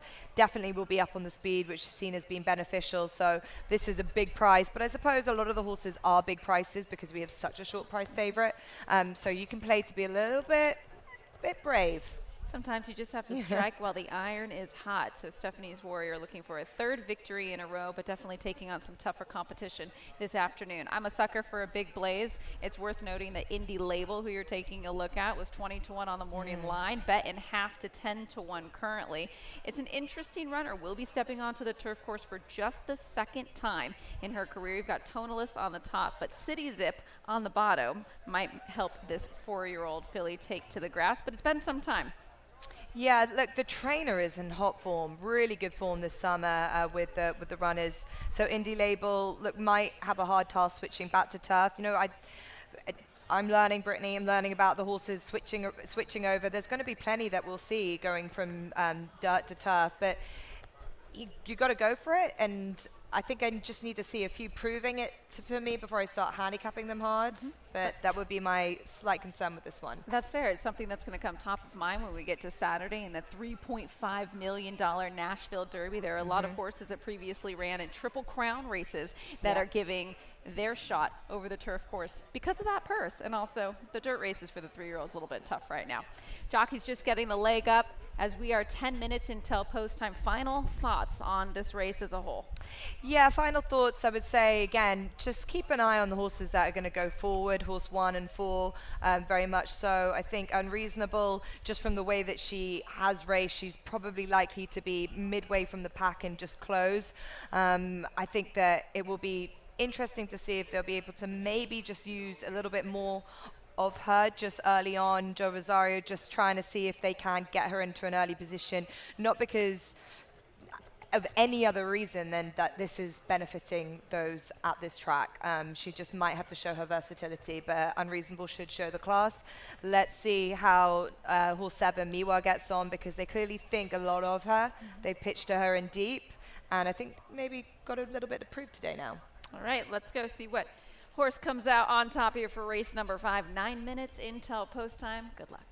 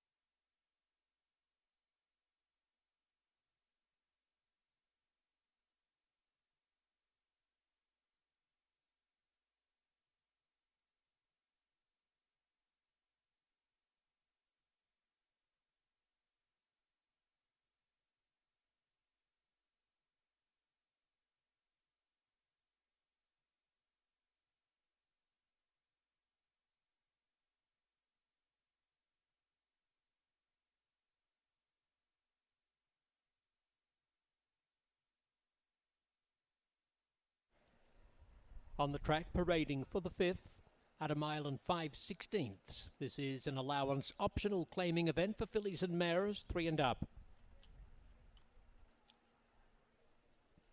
No changes to the field. 8 minutes to post.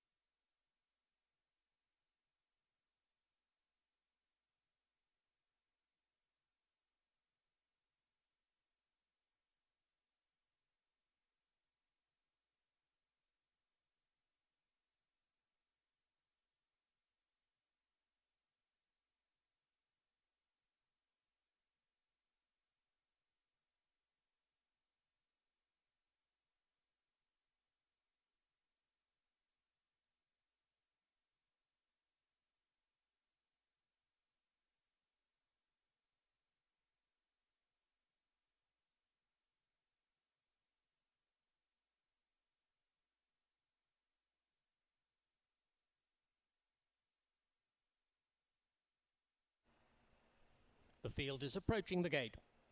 2 minutes to post.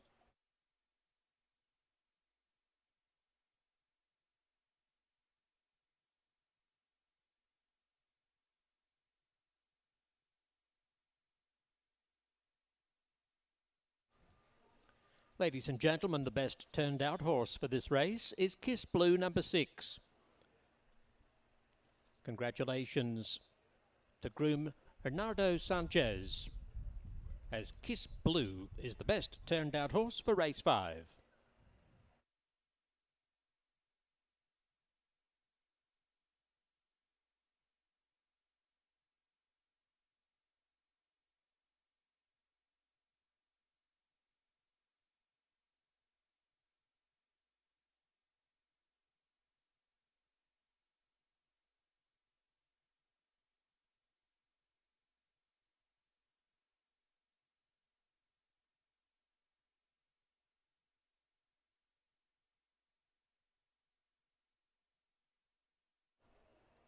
Moving into line, Stephanie's Warrior and Unreasonable, joined by Kiss Blue. Indy Label and Miwa coming up.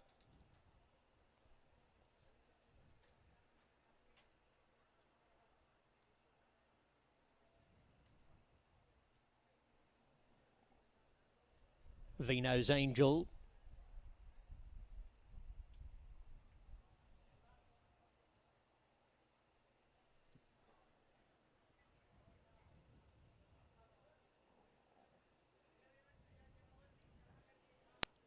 Vino's Angel a little hesitant behind gate 3. Edges forward now. Last couple, Candy Grey and Lucky Speech. Joe Sharp with a hot hand in this race, saddling Miwa and Lucky Speech. Neighbours in the gate, they occupy the outside 2 post positions. Lucky Speech the last in, ready to go. 1 mile and 5/16, they're all 4-year-old fillies. Racing.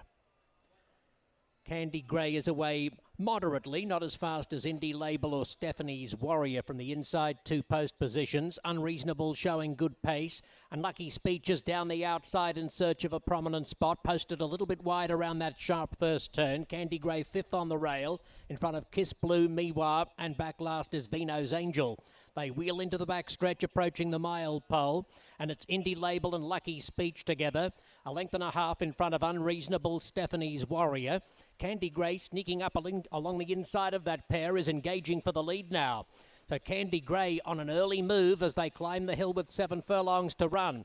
Boots to the front by 2 lengths. Indy Label second on the outside of Stephanie's Warrior, followed by Lucky Speech, and then comes Unreasonable. Miwa splitting horses. Kiss Blue is wide as they race down toward the 6 furlong pole, and Vino's Angel follows the rail. 6 furlongs left to go. Candy Grey in charge. Has the lead over Indy Label and Stephanie's Warrior, followed by Unreasonable on the inside of Lucky Speech, who won the corresponding race on opening day last year at odds of 15-1. Lucky Speech having to travel 3 wide around the far turn. Next is Miwa, the blue and orange colours, 5 or 6 lengths from the front. Kiss Blue alongside, and Vino's Angel is tailing off 10 lengths away. 3/8 left to go. Candy Grey still in charge. First race for 3 months, and Candy Grey now comes back to the pursuing pair. Stephanie's Warrior is about to issue a challenge, and Lucky Speech continues to loom forward out wider. Unreasonable is just in behind them, searching for a seam at the top of the stretch, followed by Miwa, who's about to pull to the extreme outside. Kiss Blue heads the remainder. Less than a 1/4 mile to go. Stephanie's Warrior, Miwa charging up on the outside. Lucky Speech boxing on. Unreasonable got the split along the fence, but it's not going well enough. Kiss Blue the widest, but Miwa skips right away. Looks set for her first US win. It's Miwa careering away. She'll put up about 5 or 6 lengths reaching the judges. Miwa takes it comprehensively. Unreasonable was second, just in front of Kiss Blue and Lucky Speech.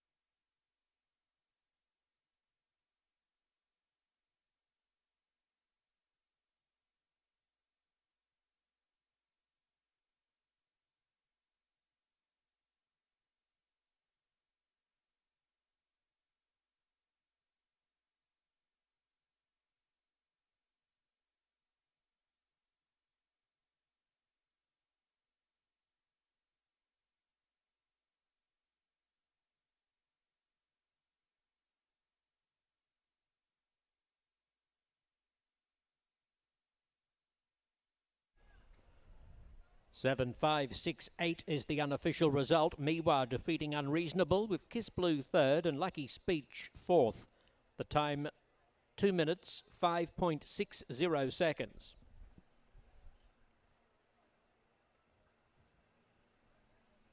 Miwa visits the winner's circle for the first time in the United States. She's a 4-year-old bay daughter of Siuni and the Deep Impact mare, Bartaba. Bred in Great Britain by Wertheimer et Frere. Owned by Rapoli Stable, trained by Joe Sharp and ridden by Jose Ortiz.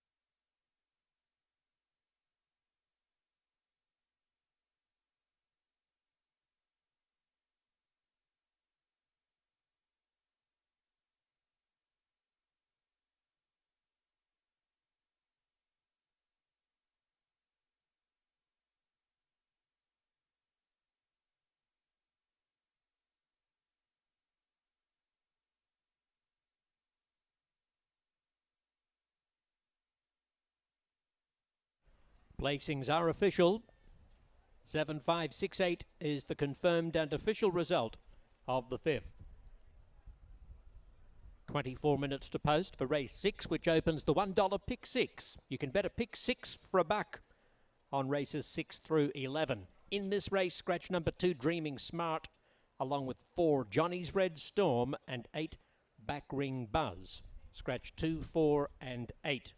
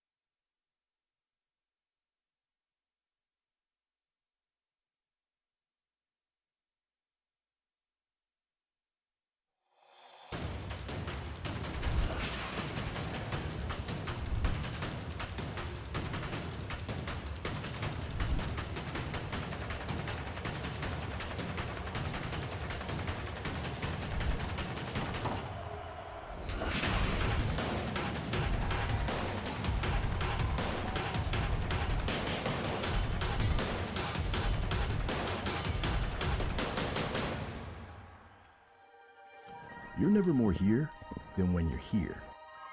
Here is more than just a horse race. Here is where you want to be. And here's the horse that's going to make it happen.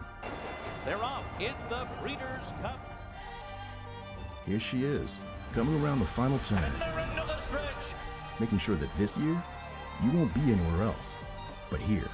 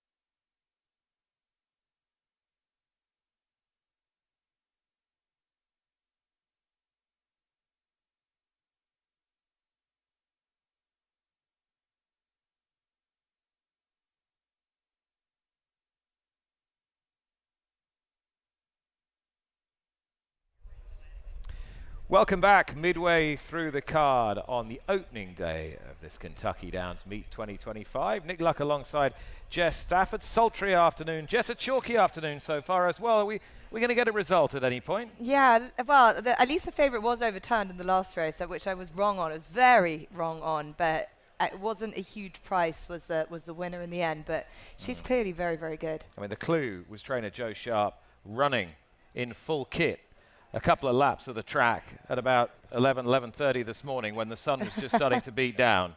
Yeah. I don't think he turned a hair, but I don't think Miwa turned a hair either.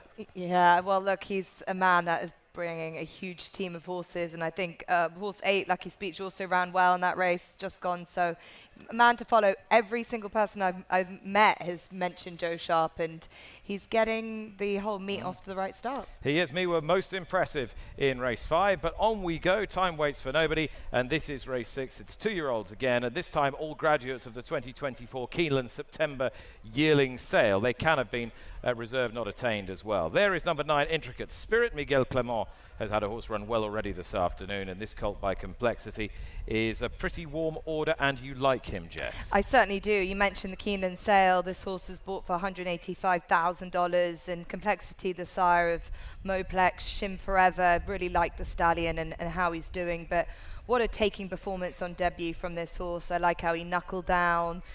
He really took to the task, and he's a really good-looking horse, isn't he? And even though he was clearly green, Nick, I thought he looked like he would come on for the run. He was named a TDN Rising Star for the effort. You know you've got to be pretty good to get that. So I think we might have quite a nice one in this field. It looks a sprinter, and the extra furlong shouldn't be too much of a problem, and will enable him to get a good position from a relatively outside draw, for all the field has been quite significantly depleted. You've gone 9, 10, 3, 6 here. Talk me through why you've left out My Pick the 7, or was it just because he was my pick. I found it. I've read your notes and I thought whatever he does, Exactly. I don't do. Strike it out. Very sensible. There we are. This is Street Beast for Ben Colebrook. Yeah, look, this horse second on first start, I think should improve with that. Was a short price, was well fancied. There was no reason I didn't want to use him, but there were others that I just felt could also improve. I thought this was a really tricky race, some really interesting 2-year-olds, Nick, but you obviously like this one enough. Yeah, I think the trainer's a good conditioner of 2-year-olds, but he doesn't rush them. And I think second time out's the time to catch this colt by Street Sense. He posted a good performance on his debut. He was found in the market, but he wasn't a hot pot by any stretch of the imagination. And I thought he posted a good figure. And if he just improves on that, he should be in the mix. I thought he was an interesting alternative to Intricate Spirit here from what I think is an underrated stable. So 7 Street Beast it was at the likely odds for me.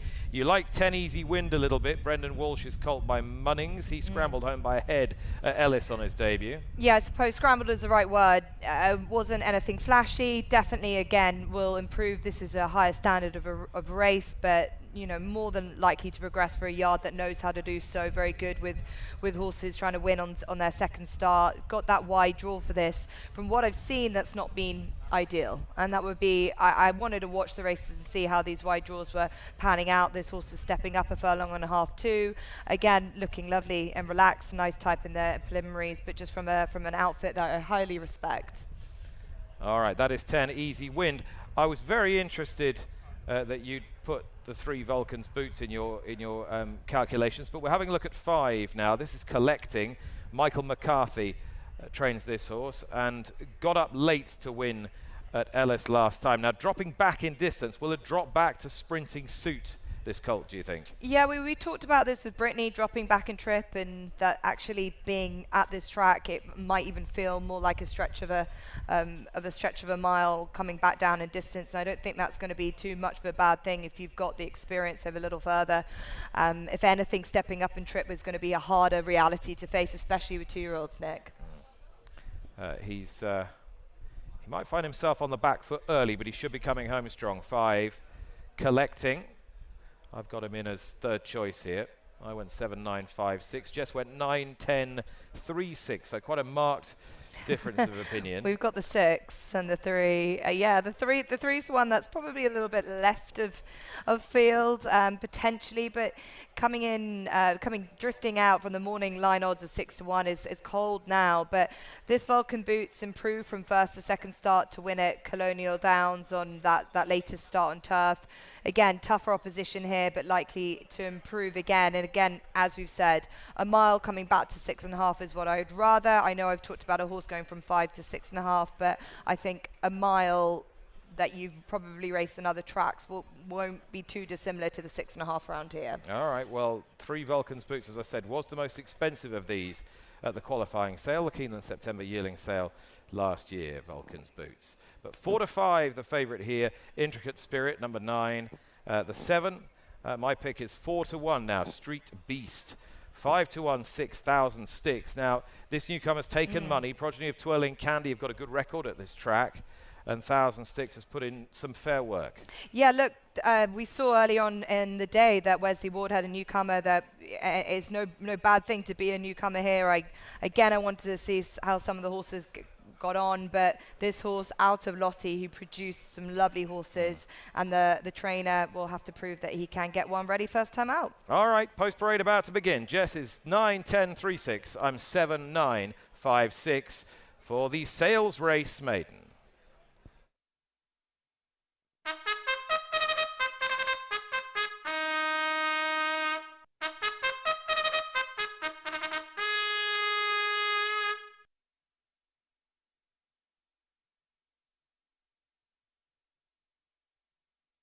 The field is on the track, parading for the 6th.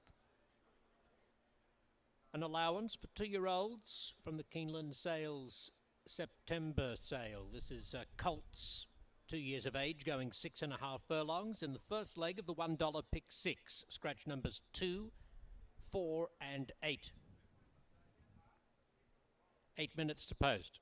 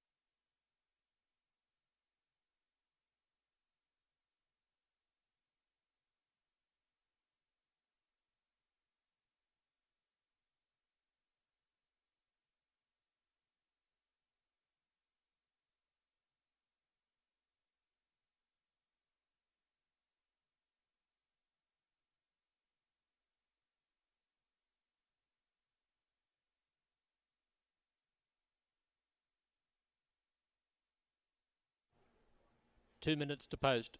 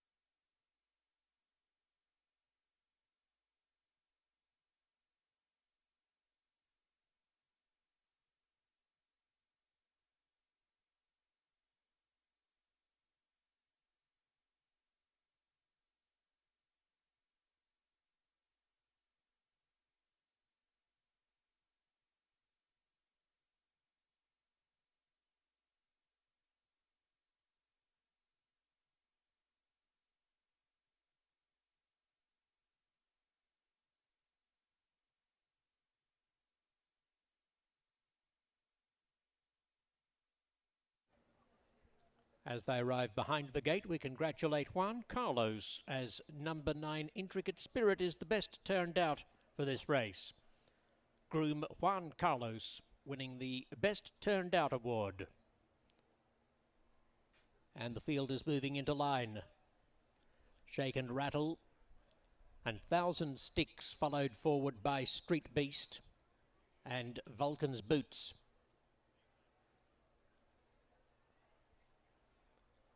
Here comes Collecting.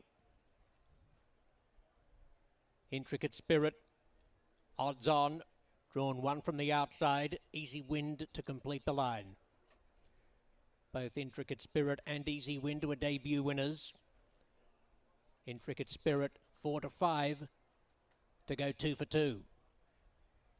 Racing. Vulcan's Boots is off the early pace. Shake and Rattle pings from gate 1.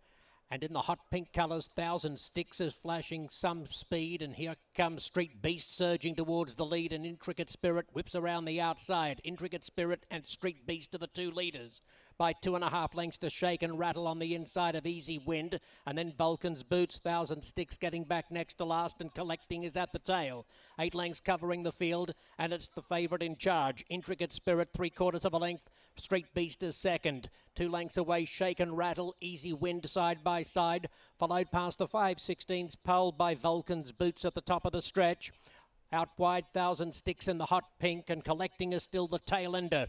7 lengths covering the field. Into the stretch comes Intricate Spirit, showing the way from Street Beast, who's sticking on determinedly. They're nicely clear of the rest. 1,000 Sticks is down the outside, running home well. This favourite's flame is flickering mid-stretch. On the outside, it's Street Beast fully testing Intricate Spirit. Street Beast, Intricate Spirit fighting it out. They're clear of Easy Wind. Street Beast is the leader. He's edging away close to home. Street Beast has defeated Intricate Spirit 3/4 of a length. Easy Wind 3 away third. 1,000 Sticks was fourth.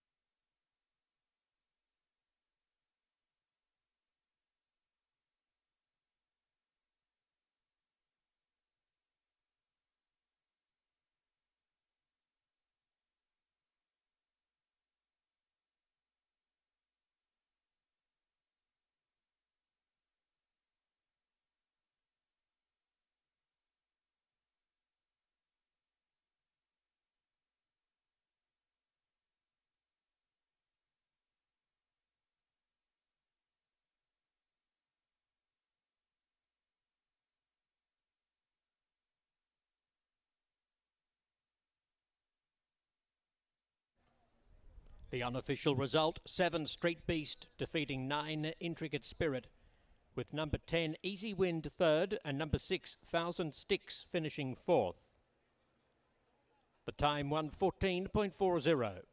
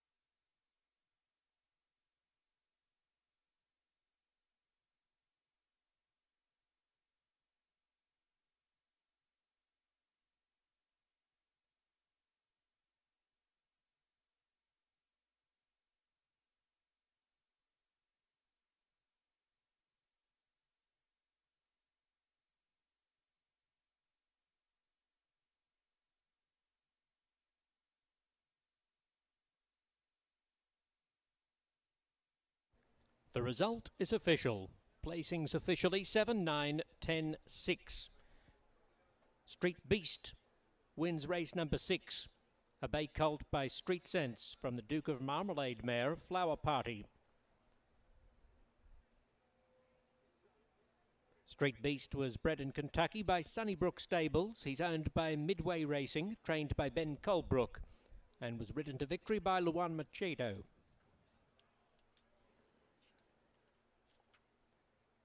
Luan Machado, the winning rider in the 6th race for Ben Colebrook.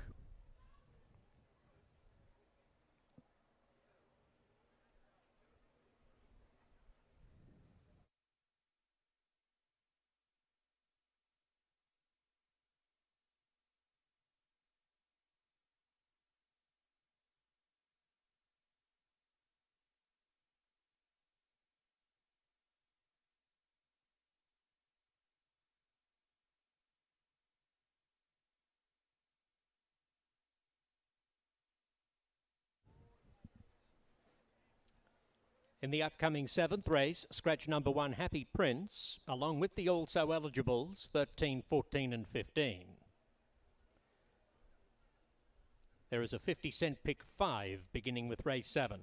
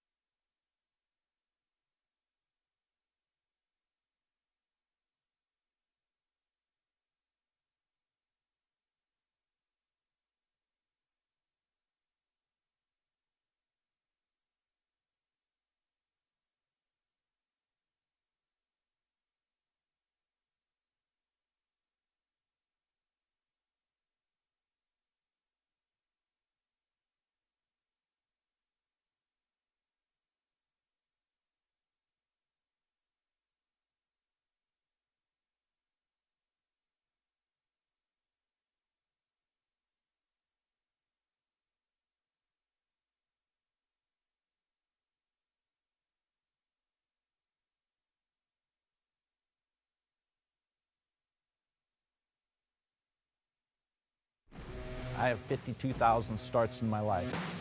I've never seen one that could take as much as he did early and continue to improve. And it is Gunite.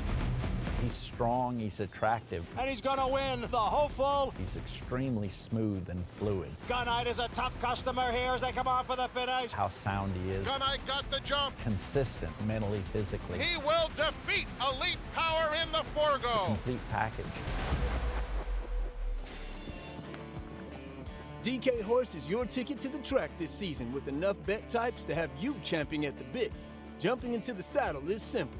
Just choose a track from hundreds around the world, pick your favorite horses, and take advantage of daily promos. Plus, this great offer. Then you can watch the races right on DK Horse, so you won't miss a second with America's #1 downloaded horse betting app. Giddy up. The crown is yours.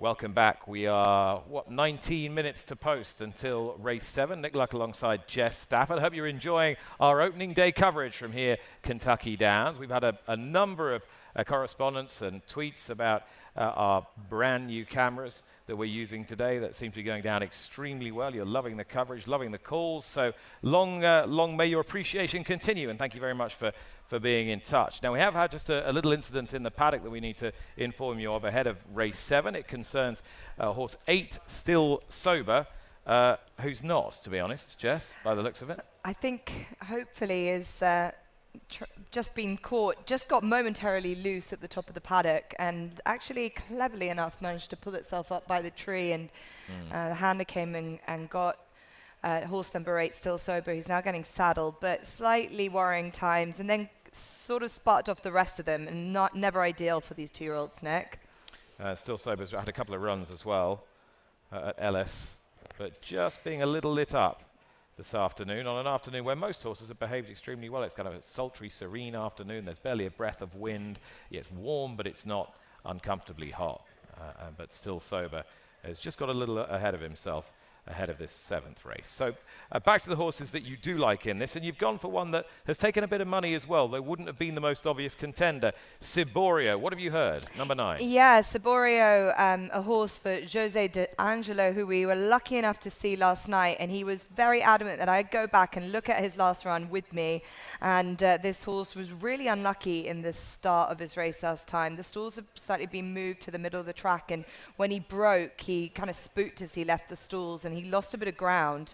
And Jose was very sweet on this horse and what he's done since then. He says that he's been a horse that has impressed him with his workouts. He's got Louis Sayers now on board. He does need to do more from the bare form, but I think if you really look back at that run last time, he did well considering how he had to overcome that early start. But he had the first try over 5, and then he stepped up to the mile, and he's a horse clearly, from what his trainer said, is improving, and the odds are coming in for him, Nick. Yeah, looks the part too. Ciborio had the couple of starts at Gulfstream Park, and if you think he can figure to improve from a trainer that's very confident, then you'll be nicely rewarded here. But Turf Star is probably the more conventional port of call. Frankie Dettori booked for Graham Motion. Really encouraging debut at the Spa in what looked a warmish maiden, and might have been a little unlucky not to get closer as well.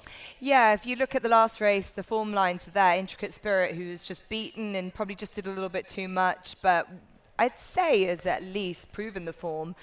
This horse, Turf Star, was beaten by him last time, which was a highly encouraging run and puts him right at the top of the shortlist here, I think, and looks another horse that steps up and trip, but plenty of winners on the dam side who performed successfully on the turf. So the pedigree suggests this horse is going to just improve. The trainer knows how to do that as well, as another trainer that you like to follow in terms of these sort of improvers. And yeah, the money again is coming for number 12, despite the wide draw. We've both included him in our picks, the 12. We've also both included 3 tailored. Brad Cox has won with a first-time starter already this afternoon. Seeks to do the same here for owner breeders Godolphin. Not an obvious turfer, but having said that, this might be a good fit for him. Yeah, I was interested to see how many maidens that Brad Cox has brought over for this meet, and obviously a bit of a statement of intent early on today. They're the kind of horses that he's bringing. Massive purse prizes here, and is this another one that's going to be able to pick up some more? Just having a really good look at Tailored here, just having a look around, but looks like a lovely size. What more can we say about Brad Cox? Is 20% with debuts, 17% first time on turf, but as you just pointed out, just not the most obvious one from the pedigree perspective, but he could have the classes with the right guy to get it done. Yeah, given the connections, given the form that they're in, given this horse's top of pedigree, you might expect him to be a shade shorter if he was really fancied here. That's Tailored number 3 for Brad Cox, who's looking for 3 on the afternoon and counting. Horse that you were talking about a little earlier, Still Sober, we've seen. Haven't seen the horse that I put in on the top of my list, which is number 2, Bedeviled. Colt trained by Steve Asmussen for Ron Winchell, who also bred him by his own sire, Gunrunner. Gunrunner out of a Tapit mare, a cross that's worked well so many times, albeit mainly on dirt. But I thought this horse's turf effort at Ellis was perfectly respectable. He was a very big price. He got a big bump coming out of the gate. He was only a tick behind Still Sober. I confidently expect him to reverse the form, and he is an 8-to-1 shot. I think that's a a perfectly reasonable price. I think he can improve quite significantly today, and particularly at this sort of distance on this track. So Bedeviled is my slightly left field pick for race 7. And the other horse that I put in calculations was Bill Mott's debutant by Oscar Performance. I love an Oscar Performance round here. The Sheriff is near, but you'd expect him to improve significantly off this, given the way that his trainer brings his horses forward. Steve Asmussen here, there he is with Bedeviled number 2, keeping him nice and calm, looks well, I think, can improve significantly. And there is 6. The Sheriff is near, Jess. Yeah, the Sheriff is near. I did have a good look at the pedigree. Look, Bill Mott representing the owner breeder, Charles Detters. The Saab produces solid turf horses. Not a really flashy pedigree on the dam side, but definitely one to follow here. Really striking looking individual though, Nick, as you can see him going around. Love seeing horses just taking it all in at this stage. You know, the first day out school, just trying to learn the ropes. And as we've seen, I've been watching the newcomers, how they've been faring, and they've been doing all right, but that's exactly what you want to see, especially as some of these horses just got a little bit worked up when that loose horse 8 Still Sober just caused a little bit of a panic in the paddock. But all in all, I think that could be my looks pick. Good looking horse. The Sheriff is near for sure for Bill Mott. I've got him in my calculations. The favourite at this stage is in the outside post, Turf Star. Will he prove just that for Graham Motion and Frankie Dettori, who was second in our previous race? 4-1, the 3 here, Tailored for Brad Cox and Tyler Gaffleone. 5-1, the 6, the Sheriff is near, the horse you've just been looking at, the nice-looking chestnut. The same price, the 9 here, Ciborio. Jess's pick for the race, Ciborio, valid excuses last time out. 2 Bedeviled, who I've gone for at a bit of a price, is 8-1.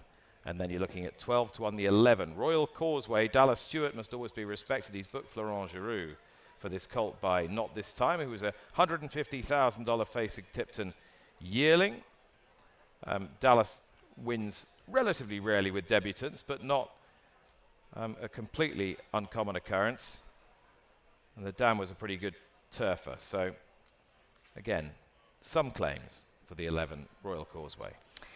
Yeah, 11 Royal Causeway by a really hot stallion, Not This Time, who's translating well really across the globe, isn't he? And Dam 1 on the turf too. So I thought can't be ruled out, although the trainer is just 9% with the debutant. So this is a tricky one in general because there's a lot of newcomers, a lot of pedigrees who are just trying to have a bit of guesswork. And I suppose the form that's on offer, there isn't a huge amount of it.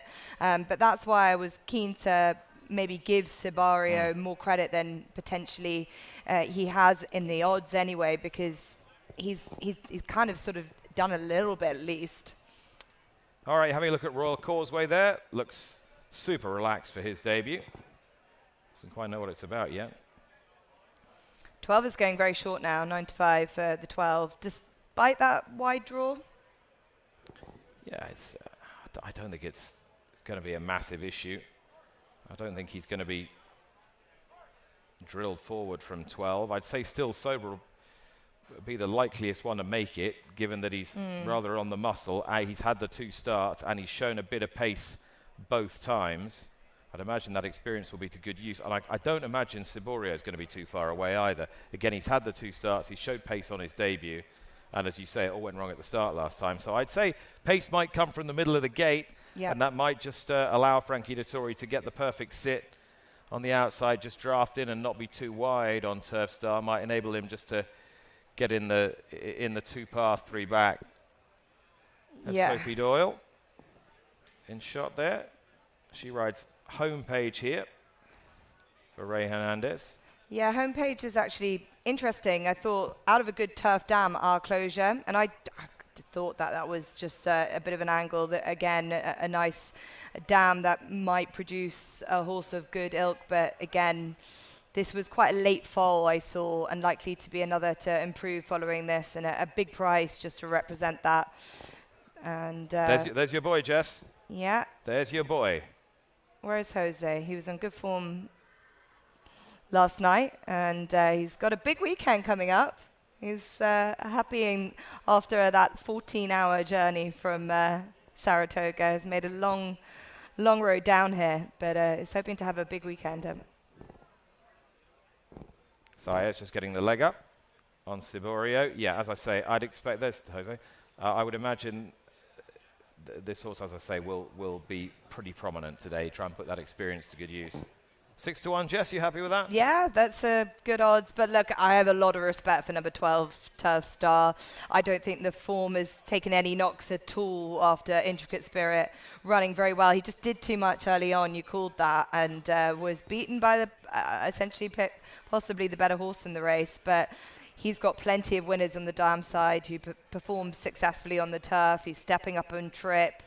And let's see if he can do that. He's by Caravaggio out of a Galileo mare, Starstruck. So really tough pedigree all on offer for you. And I think Frankie will be hungry for a winner. I think he had a second earlier, but always hungry for winners here at Kentucky Downs, where he did so well last year. We thought that was the best looking of the newcomers, didn't we? The Sheriff is near, number 6. There's the Grey is okay. We haven't given him much play. Colt by the Factor, out of an Into Mischief mare. There's almost no real turf in his pedigree, but he actually shaped okay on his debut.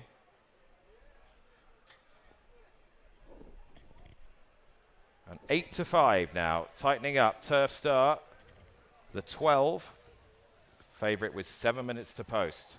Oh, just acting up there, number 5. Just seen Brock's Boy just getting a little bit worked up as they try and leave the track in filing order.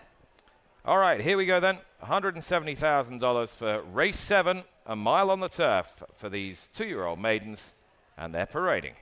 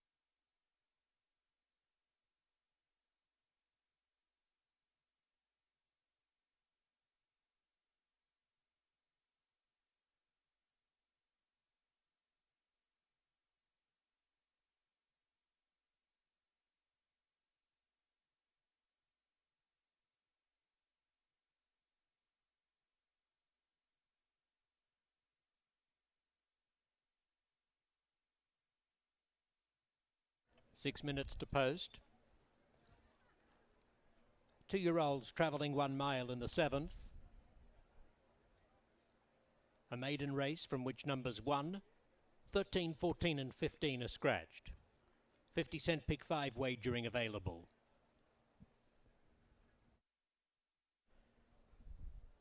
Race 7 is the Steve Sexton Memorial.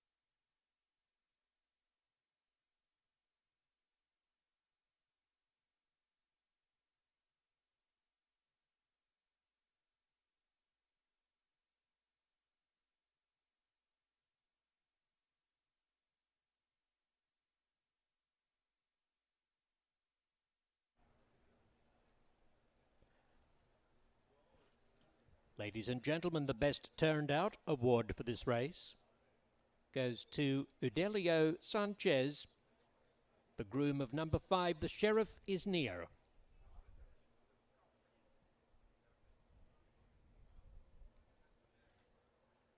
In fact,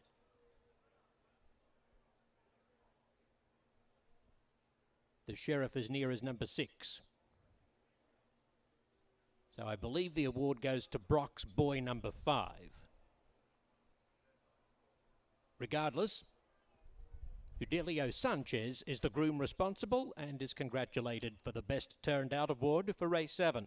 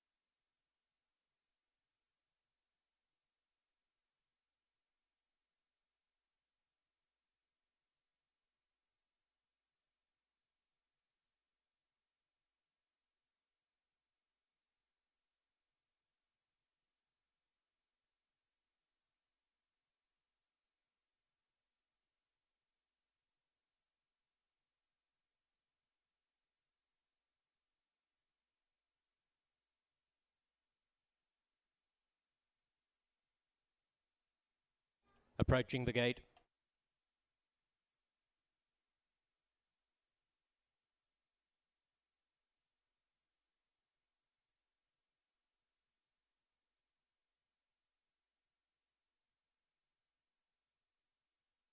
And moving into line.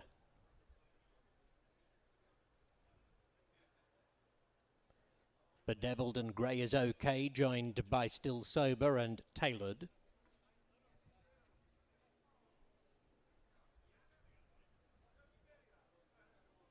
Saborio comes up with Campaign Quote, followed by Homepage, Brock's Boy.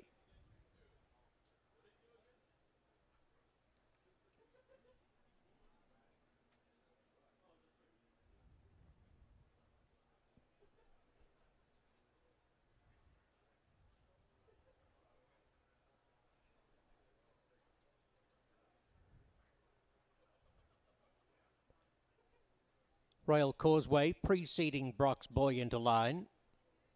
Brock's Boy a tad reluctant. In fact, backpedals and is proving somewhat uncooperative. Turf Star briefly got stirred up. Brock's Boy being led forward again.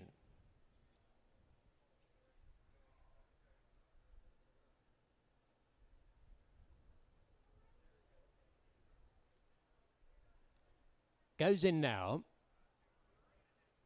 The Sheriff Is Near and Turf Star, two well-fancied horses, will be the last into line. Wagering headed by Turf Star. He's acting up just a little bit behind the gate.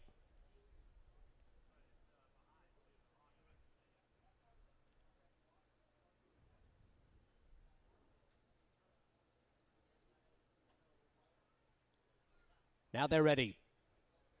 1 mile for these 2-year-olds. Racing. Saborio got away much better today. Contests the early lead with The Sheriff Is Near and Bedeviled scooting along the rail. Tailored and Campaign Quota up quite handy. And they're followed between horses by Grey Is Okay. Brock's Boy is centre field. Turf Star is about 10 lengths off the early pace from Homepage and Still Sober, and back at the rear Royal Causeway. Down the dip, As they approach the far turn, it's the Sheriff is near, pressing on, and he leads from Saborio, followed by Tailored on the inside of Campaign Quote, and Turf Star is on the improve quickly, 3 wide, getting up to third. Then comes Bedeviled, some 5 lengths off the pace, about 5 lengths in front of Campaign Quote, and back towards the inside next is Brock's Boy. Half a dozen lengths to Still Sober, Homepage and Royal Causeway, the last couple when they travel by the 3/8 pole. And on the inside, the Sheriff is near, has a slender advantage over Saborio. Turf Star is 2 lengths back. Grey is okay on the inside of the favourite. Tailored and Bedeviled the next pair, and a good long gap to the rest, headed by Campaign Quote and Brock's Boy. At the top of the lane, they come for the judges with a quarter mile left to go. Saborio in the red cap. The Sheriff is near on the inside. Turf Star still spotting them a couple of lengths. He's gradually winding into his work. And then comes Grey is okay and Bedeviled. Mid-stretch past the 8th pole, it's Saborio and the Sheriff is near. Turf Star is down the outside, coming after them now. Turf Star in hot pursuit of Saborio. Saborio and Turf Star. Turf Star putting the nostrils in front. Turf Star over Saborio. The Sheriff is near. And then came Royal Causeway. Turf Star bred to be that, and now is on his way to living up to the name.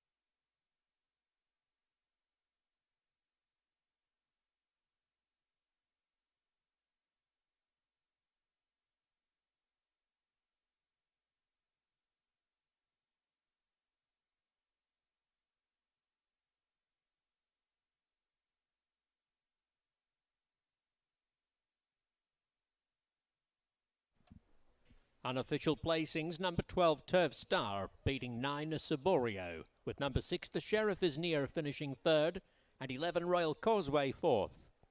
The time 1:35.90.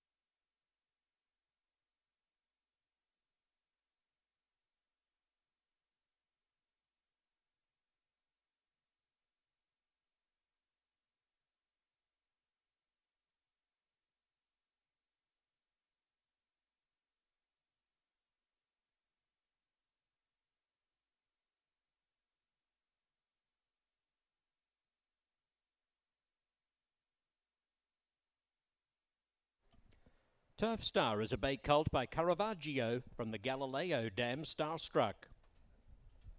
Bred in Kentucky and raced by Calumet Farm. Trained by Graham Motion. Ridden by Frankie Dettori.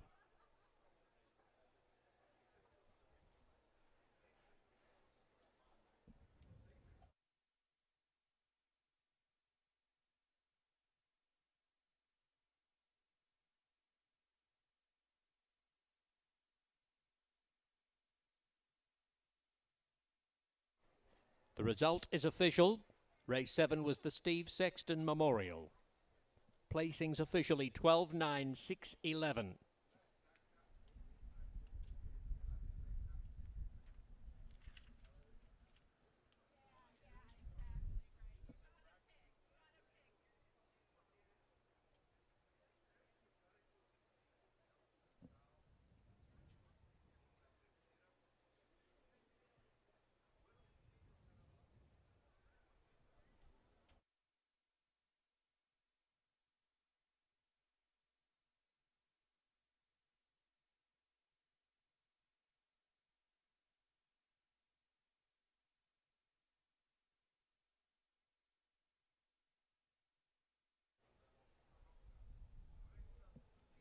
Race 8 comes up in 26 minutes, opening the 50-cent late pick 4.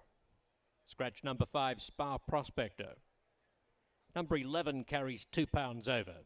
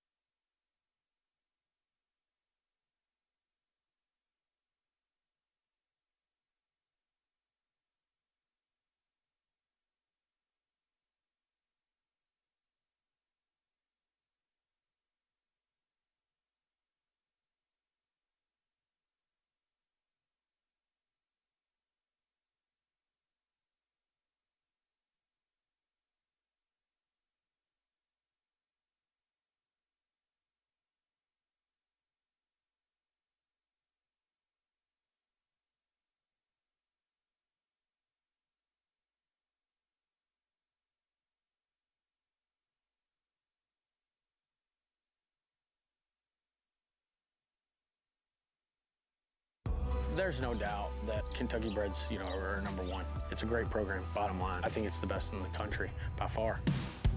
Horse raised in Kentucky is an advantage.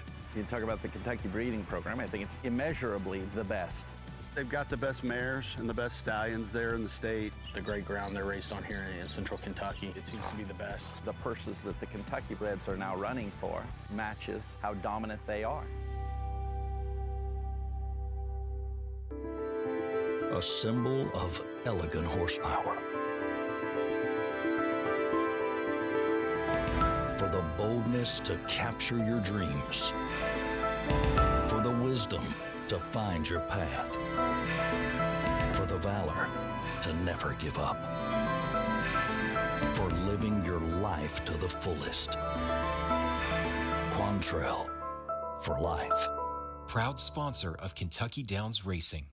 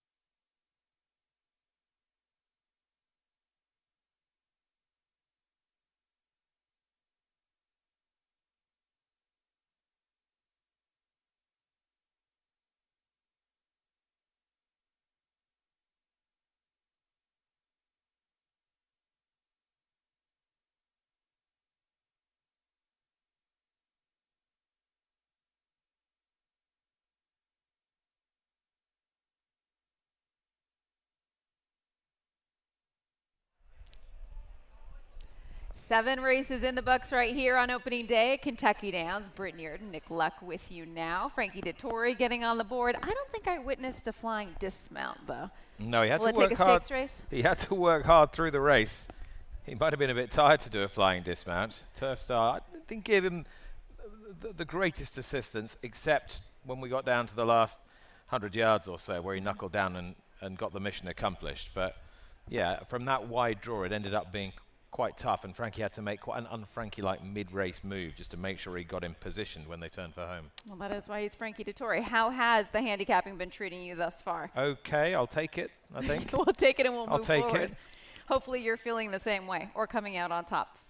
15 minutes, I should say, until race number 8. This does kick off the 50-cent late pick 4, of course, in that sequence. Our feature, the $500,000 Tapit Stakes. We'll talk about that in a little bit. 6.5 furlongs is the distance for this upcoming allowance event. 2-year-old fillies. So again, the youngsters got to keep an eye on how they're handling themselves. And of course, with this group, we do have something to go off of. They do have experience underneath their belt. Why don't we start with our favorite, the 6.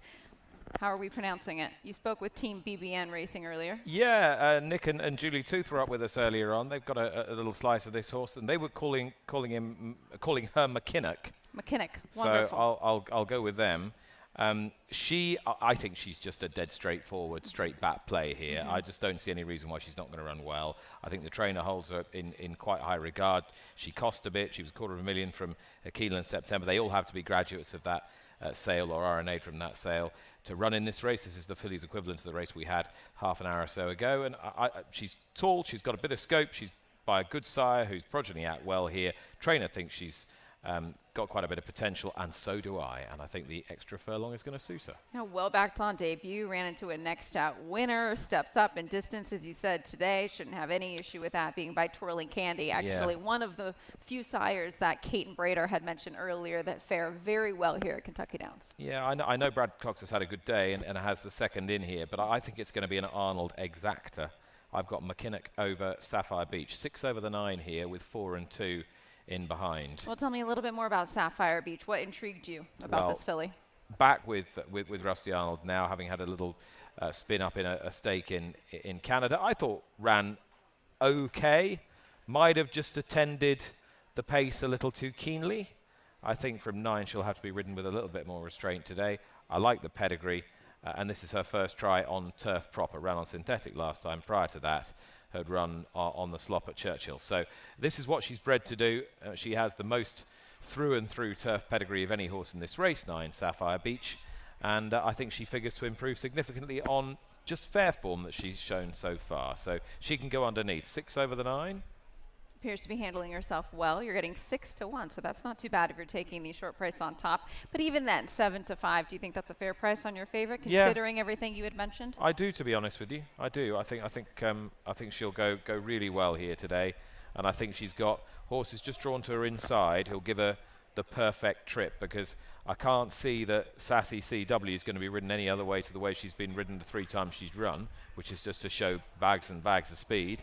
And on her inside, Victor Help Me showed quite a bit of pace last time. She's not as good by the looks of it, but I think in 3 and 4 you've got loads of speed, and then McKinnock can just shelve in and get a perfect stalking position. That's the way I would read the race from a tactical point of view. Well, you had mentioned the 4, though. How have we not spoken about a horse that is undefeated coming into this race? Sassy CW. Granted, trying something new for the first time today, and that's the sod underneath her hooves.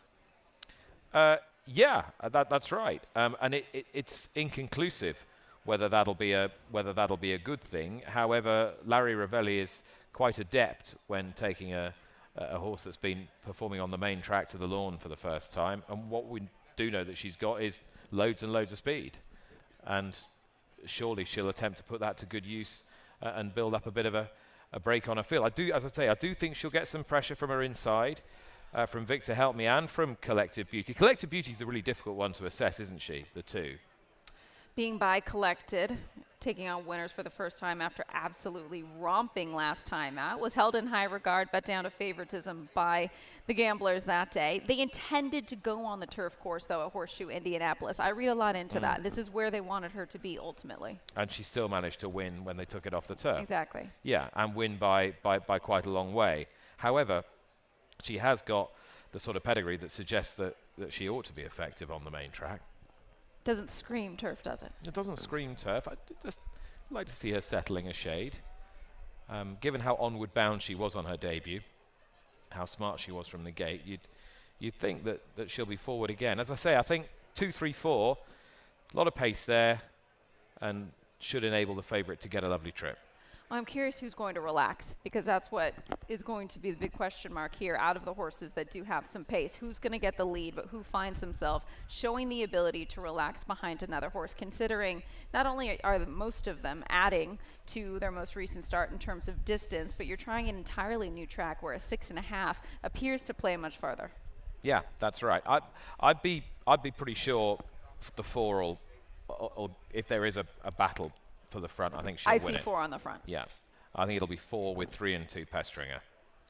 With this horse improving by her speed figures, but in terms of the margin of victory with each start has been lessening. Does that concern you at all with the stretch out to 6.5 today from 5.5? I know what you mean, because she started at 4.5 and just looked all pace. She's fascinating, but I just find the profile of the 6 a little bit more compelling. I'm trying to get creative here. Everybody loves the 6 right now. I know. Well, I can give you the superfecta. Is that creative enough? Is superfecta straight? 6942. Okay, 6942. You heard it here, ladies and gentlemen. That would end up being 3-2 over 5-1 over 7-2 over 5-2. I mean, you just took the 4 shortest horses. I know. Shortest prices on the board. I know, but it just go cold. 7 Satisfied Mind, of course, is the potential fly in the ointment, isn't she? She ran into Lenny Lou. You know that horse well. I thought, exceptionally well at Royal Ascot. Yeah, exactly. So probably no disgrace to run up the track in one of those Royal Palm races at Gulfstream, and has had the pause that refreshes as well. And I like the stable after the pause that refreshes. The pause that refreshes. Yeah, Satisfied Mind would be maybe the one that worried me. Of course, in those Hat Creek Racing colours, some luminaries of Central Kentucky involved in Hat Creek Racing, and they've tasted Royal Ascot success in the past as well. That they have. Come back each time looking for more of that success. Satisfied Mind right now on the board at 8-1, but no question about your current favorite. Public in favor of the 6, McKinnick for Rusty Arnold. Horses making their way out onto the track with 8 minutes until post time. Late pick 4 kicks off here. As always, good luck.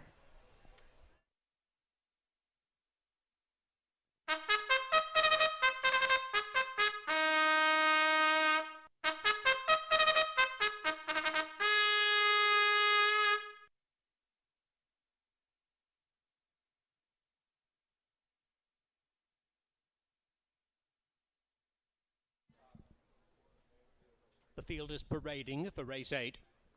6.5 furlongs for this 2-year-old filly allowance. Please note number 1, Dos Amores, wore blinkers last time out. The blinkers notation is missing in the past performance line for the 6th of August, the most recent race for number 1, confirming she did wear blinkers then and she again has blinkers today.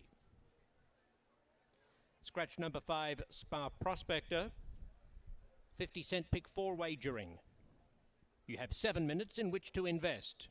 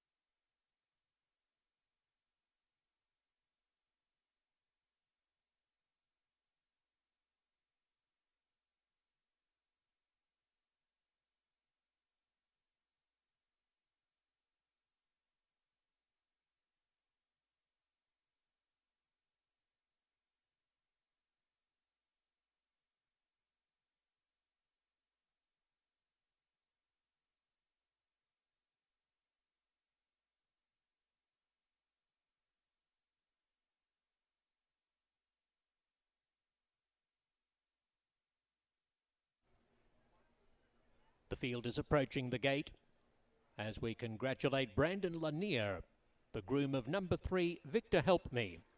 Victor Help Me, number 3, has been judged the best turned out horse for this race.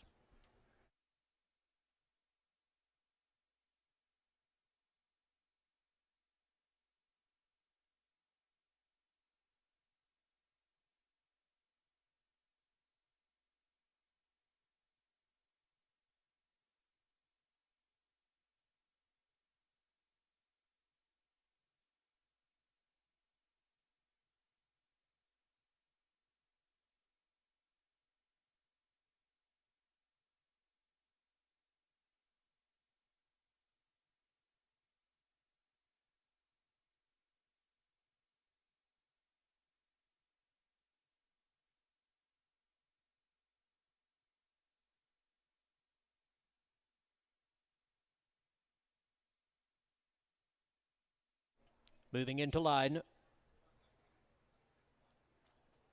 Dos Amores to the inside stall, followed in by Satisfied Mind and Collective Beauty.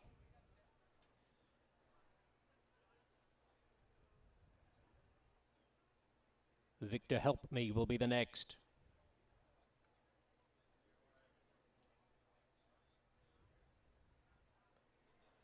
Dreaming Y has been dismounted behind the gate.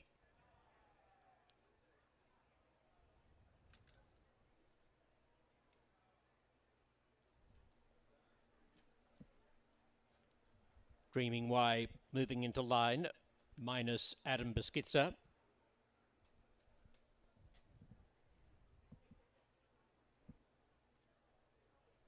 Victor Help Me is in there. Next couple, Sassy CW. Sapphire Beach, Dreaming Collect. Mackinaw moves in. Last in will be Frosty Mojito, which sounds pretty good roundabout now. All in. Racing. Dos Amores bounces out briskly from the inside. Sassy CW going very fast. Mackinaw got away in decent order, is mid-pack in the early stages. Sapphire Beach is on the improve around the outside. It's Sassy CW at the lead. Sapphire Beach strides to second. Satisfied Mind on the inside's third. They're followed after a length and a half by Collective Beauty. And over on the inside, Dos Amores, 6 lengths off the pace. Frosty Mojito in a midfield position. A gap of 3 lengths, Mackinaw, followed by Dreaming Collect and Victor Help Me. And 3 lengths off, last of all, Dreaming Y. Past the 3/8 pole, Sassy CW just in front, pressed by Sapphire Beach. And this pair tearing along to the top of the stretch, opening up 6 lengths on the rest, headed by Collective Beauty. Satisfied Mind over on the inside. And then comes Frosty Mojito under heavy pressure. Mackinaw beginning to come home well. And deeper out still to Dreaming Collect to the 8th pole. And Sapphire Beach has the lead. Mackinaw and Collective Beauty are finishing well. Sapphire Beach in front from Mackinaw, Collective Beauty. Mackinaw reeling in Sapphire Beach close to the wire. Mackinaw comes home too strong for the opposition. And Mackinaw a length and a half from Sapphire Beach, Collective Beauty. Victor Help Me finished 4th.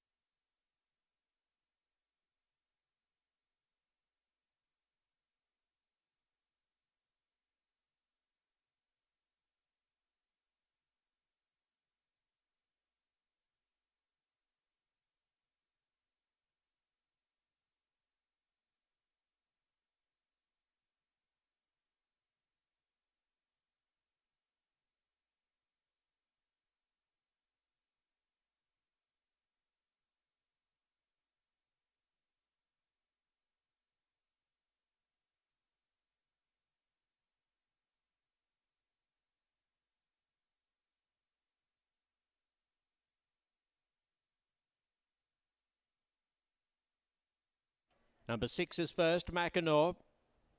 Photo second. The time 1:15.10.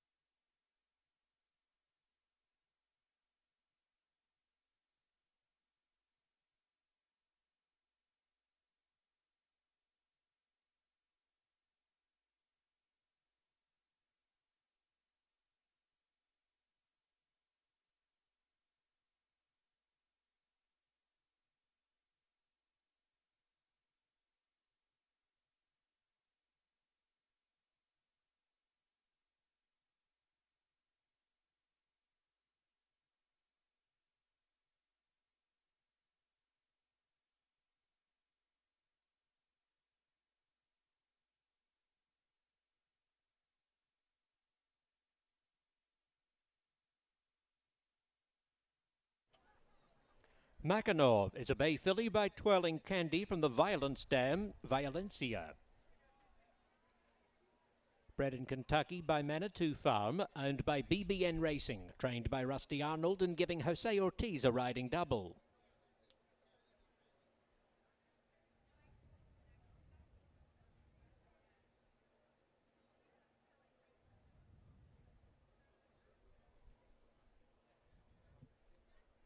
Number 9, Sapphire Beach, has finished second. Number 2, Collective Beauty, third. Number 3, Victor Help Me, fourth.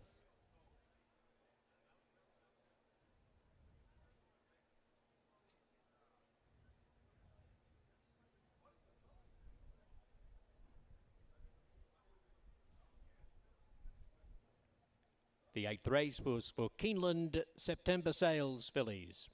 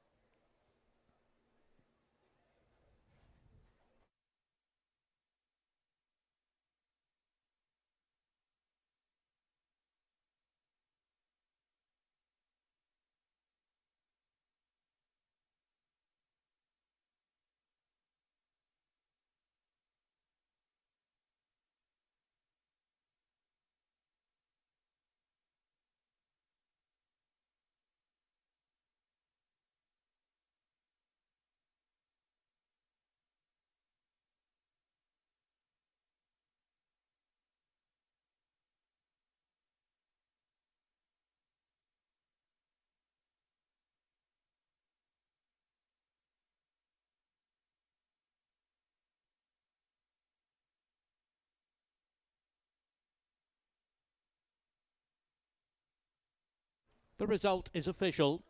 Placings officially 6-9-2-3.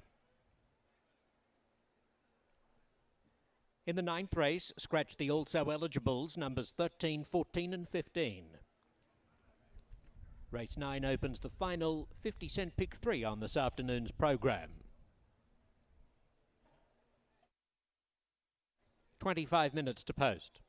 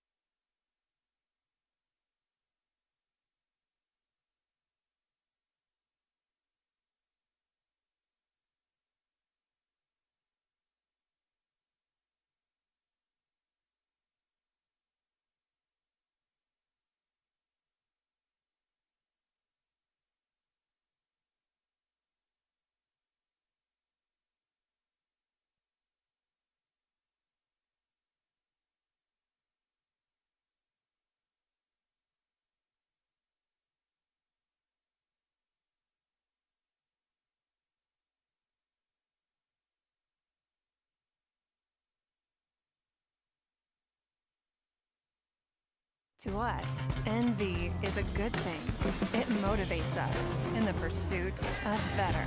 Like crafting a bourbon, even the angels would envy. Angels envy, worth the envy.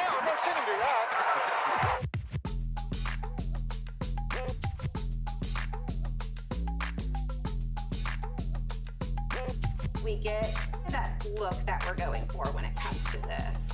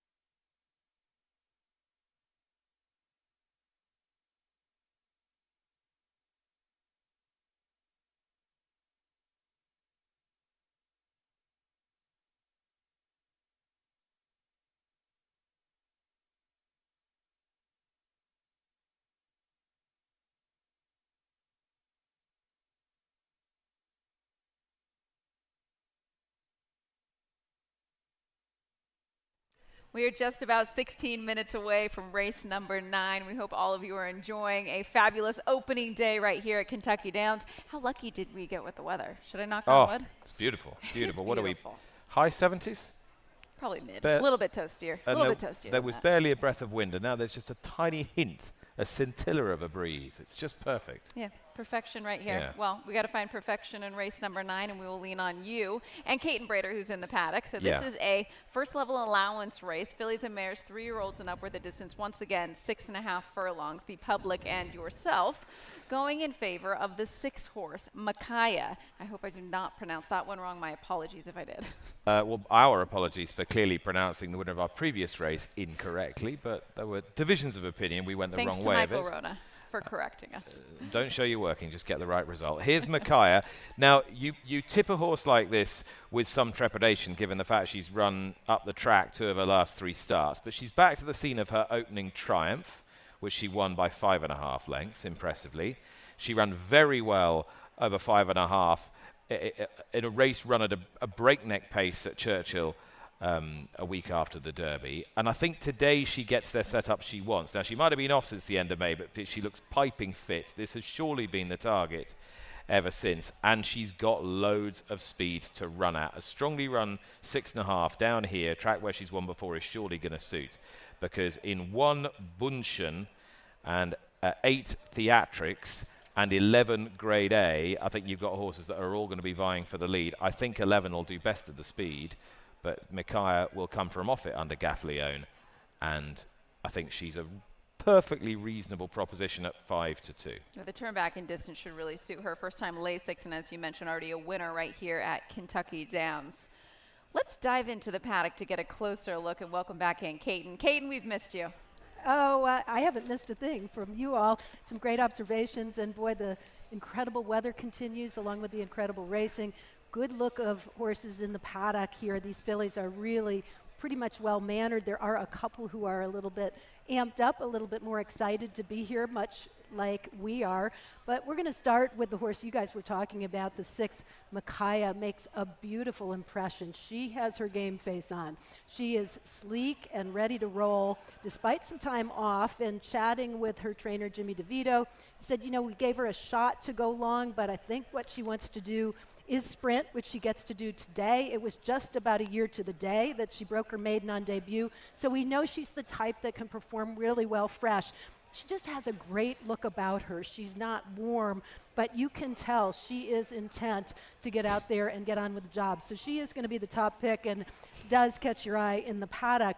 But a couple from Joe Sharp are worth talking about. The 10, Scatitude, a more petite filly, but boy, she looks strong and solid.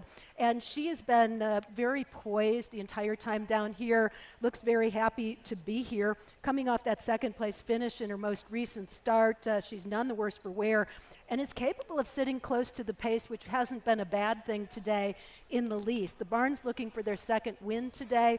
Scatitude really impressing me visually with how she's handling everything down here in the paddock. She looks ready to go. Her stablemate, the 4, Toasted Roll, not a filly I necessarily was looking to in terms of her past performances. She's kind of been stuck at this level of competition for a while, but she's very, very sharp. She's on her toes, maybe more so than anybody else in the paddock, and I think that's a sign that she is going to show some speed. So I look for her to engage early with a couple others in the field, which could set it up beautifully, not only for her stablemate, but perhaps for the 6, Micaiah, as well. A horse that's a little under the radar that I'm going to throw into the mix on looks as well as past performances is the 2, Birkin Girl. Maybe she's a use underneath type because she needs some luck with her running style, which is to come from off the pace. But the blinkers go on this daughter of Twirling Candy. And as she comes off of a lackluster performance at Ellis Park, she's the type that I think needs some pace to run down, needs some racing luck, but maybe a little more focused with the equipment change. I think she can outrun her odds for sure based on her appearances. She has had her neck bowed and has been striding around the walking ring as if she owns the place. Her trainer, Ben Colebrook, had a win earlier today and definitely does great work here at Kentucky Downs. But particularly with James Graham on board, they combined for a big long shot victory last time out. So don't sleep on the 2, Birkin Girl. And as I send it back to you all, another horse to just put on the radar that keeps catching my eye every time she goes around here is the 3, Our Pretty Kitty. She's another that makes a great appearance. She's carrying nice flesh. This will be her first try on the turf, and I'm a little questionable about whether I'm sold on her turf potential, but she makes a great appearance down here, so maybe another to consider in the mix. For me, though, it's going to be 6, 10, 11, 7 as my top picks overall handicapping, and the pick of the paddock, the 6, Micaiah. Caton, thank you so much. Some fantastic analysis from right down there, up close and personal with all of the runners for the upcoming race number 9, 11 minutes until post time. So a lot of great information there. What do you take from what Caton had to see in terms of your selection? Well, I was quite encouraged. First, that Caton likes Micaiah on form, and second, that she likes her on looks. She was closer to her than I was, and Caton felt that she was sharp and ready to go. And you, of course, brought in the addition of Lasix, which is somewhat reassuring for a filly who's finished weakly 2 of her last 3 starts. But I would attribute that more to the extended distance. I think she just wants to be sprinting, but she wants to be running at something sprinting.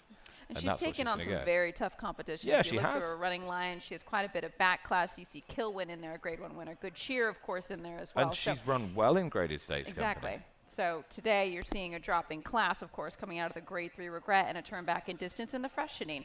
We could all benefit from a freshening from time to time. So Micaiah, you're getting lots of love from everybody here. 5-2 currently. An overview of the entire paddock here thanks to our upgraded camera system, which is just stunning. Beautiful, isn't it? That cable cam and the pictures from the drone this afternoon have been wonderful as well, taking you all the way down the back, able to spot exactly where your selection is. And sometimes when you used to lose the horses slightly on that long sweep for home, you get exactly the moment where jockeys are making their move. And I just love that side-on shot as they turn for home. This is our pretty kitty. Number 3, Caton was giving a warm mention to her. She's got fewer convictions than most, hasn't she? And it might just be that she's a sprinter and hasn't really had the chance to shine.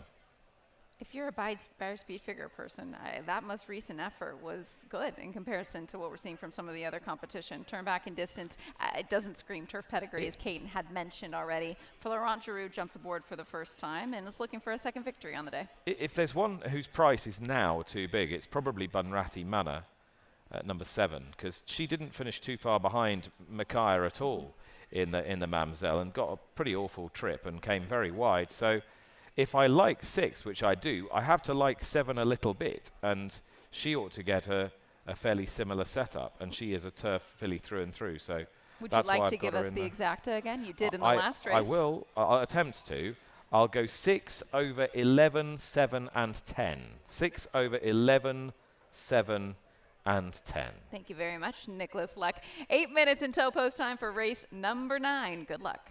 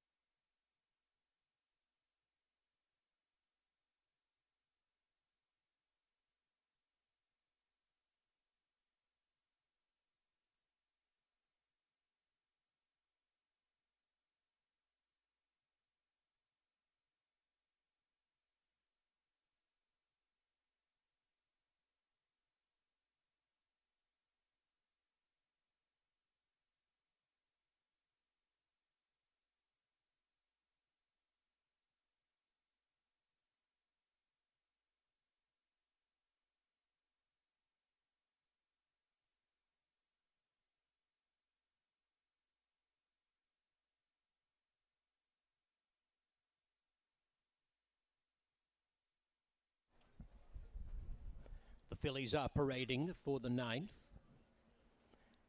They will be travelling 6.5 furlongs in this allowance race, which opens the final 50-cent pick 3 on today's programme.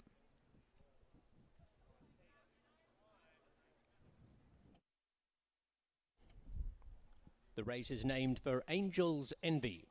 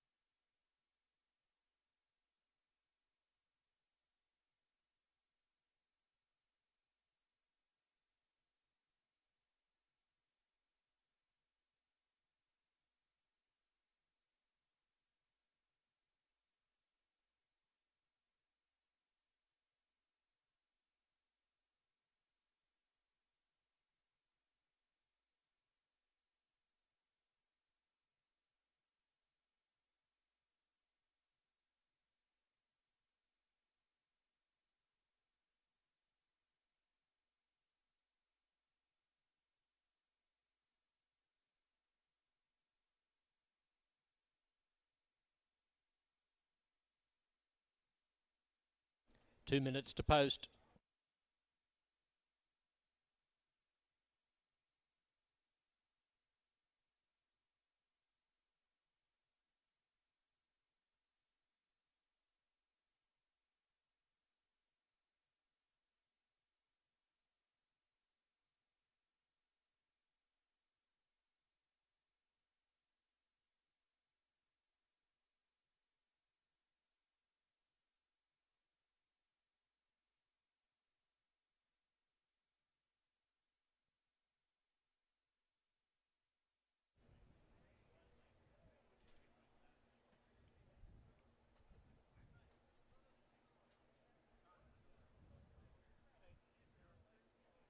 The best turned out horse for this race is Toasted Roll number 4. The field is about to approach the gate.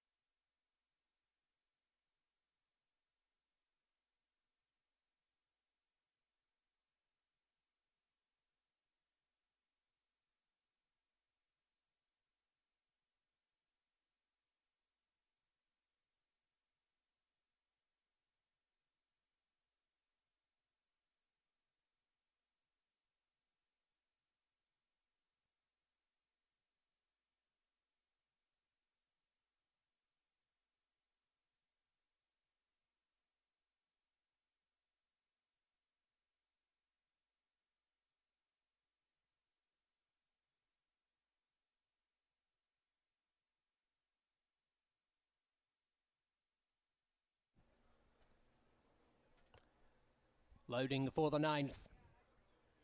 Bunratty Manor and Boonchen leading the way into the gate.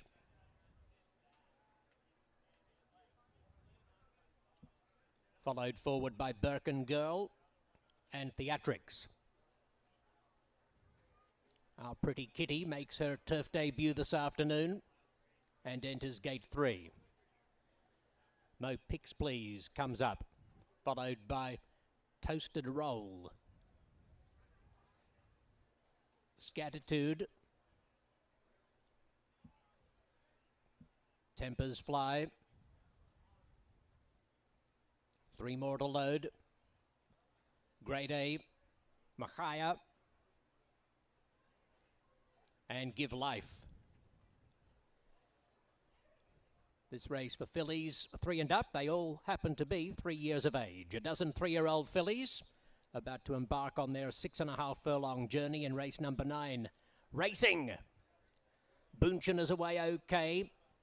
Toasted Roll showing plenty of dash off the 6-month layoff. And coming across from out wider is Theatrics going towards the lead. Theatrics is challenging for the lead with Toasted Roll and Boonchen. Back in 4th is Scatitude. And they're followed closely by Grade A, 5th one off the rail, 5 lengths from the action. 2 lengths off to Give Life in a midfield position in advance of Tempers Fly, Machaya and Bunratty Manor. And they're well clear of the trailing group. It's about 6 lengths off to Mo Picks Please in company with Birkin Girl, and several more lengths Our Pretty Kitty. They have 5/16 of a mile left to go.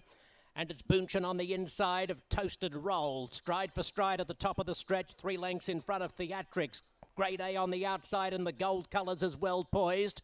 Back in behind these horses next comes Scatitude with 3/16 to go, and wider out Give Life peeling extremely deep and chiming in past the 8th pole, and it's Boonchen. Scatitude moves up smartly.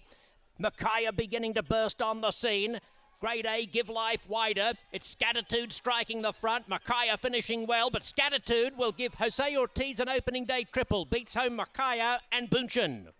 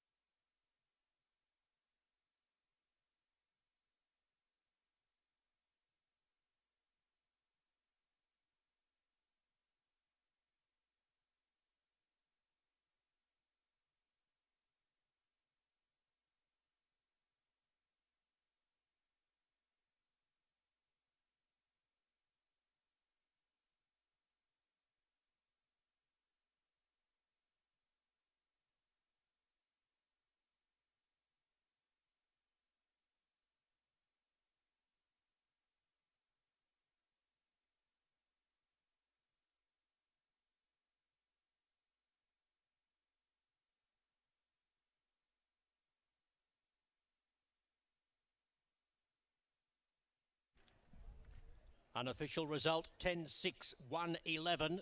Scatitude beating Makayo Bunchen. Grade A has finished fourth. 10-6-1-11 unofficially. The time 1:14.60.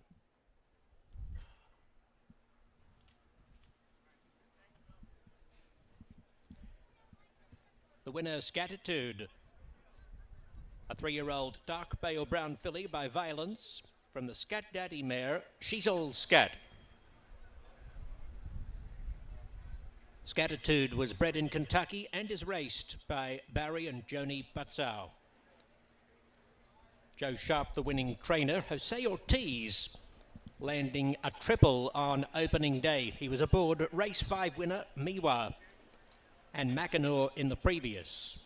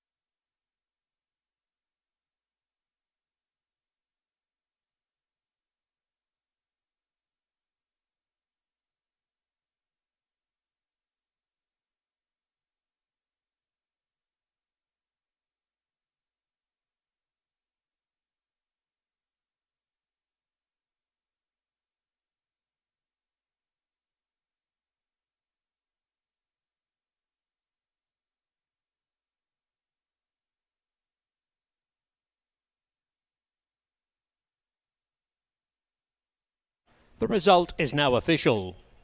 Placings officially 10-6-1-11.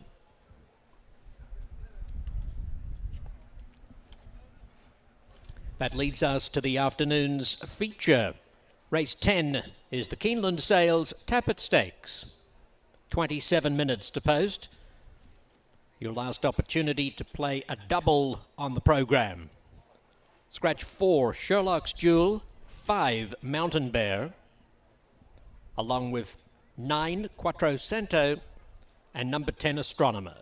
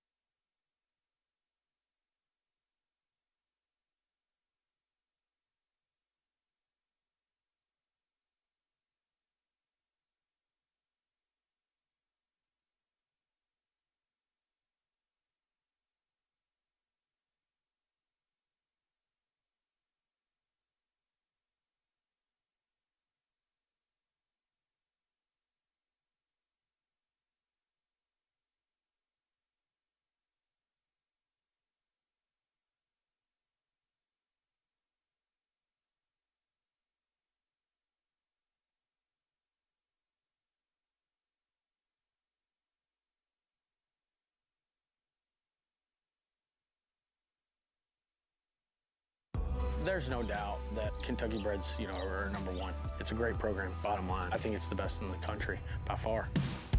Horse raised in Kentucky is an advantage. You talk about the Kentucky breeding program, I think it's immeasurably the best.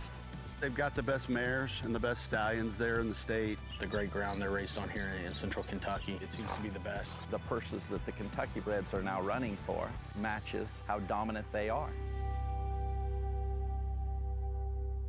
Experience it all in one place at the Mint Gaming Hall, Kentucky Downs. Enjoy a night out and exquisite dining at Iron Steakhouse. Sip crafted cocktails while enjoying live music at Midnight Bourbon. Keep the fun going with the latest games and live entertainment, or make it a sleepover and stay at our all-suite hotel. Looking to host an event? Check out our versatile spaces, all just 30 minutes from downtown Nashville. The Mint Gaming Hall, Kentucky Downs. Winning just got closer.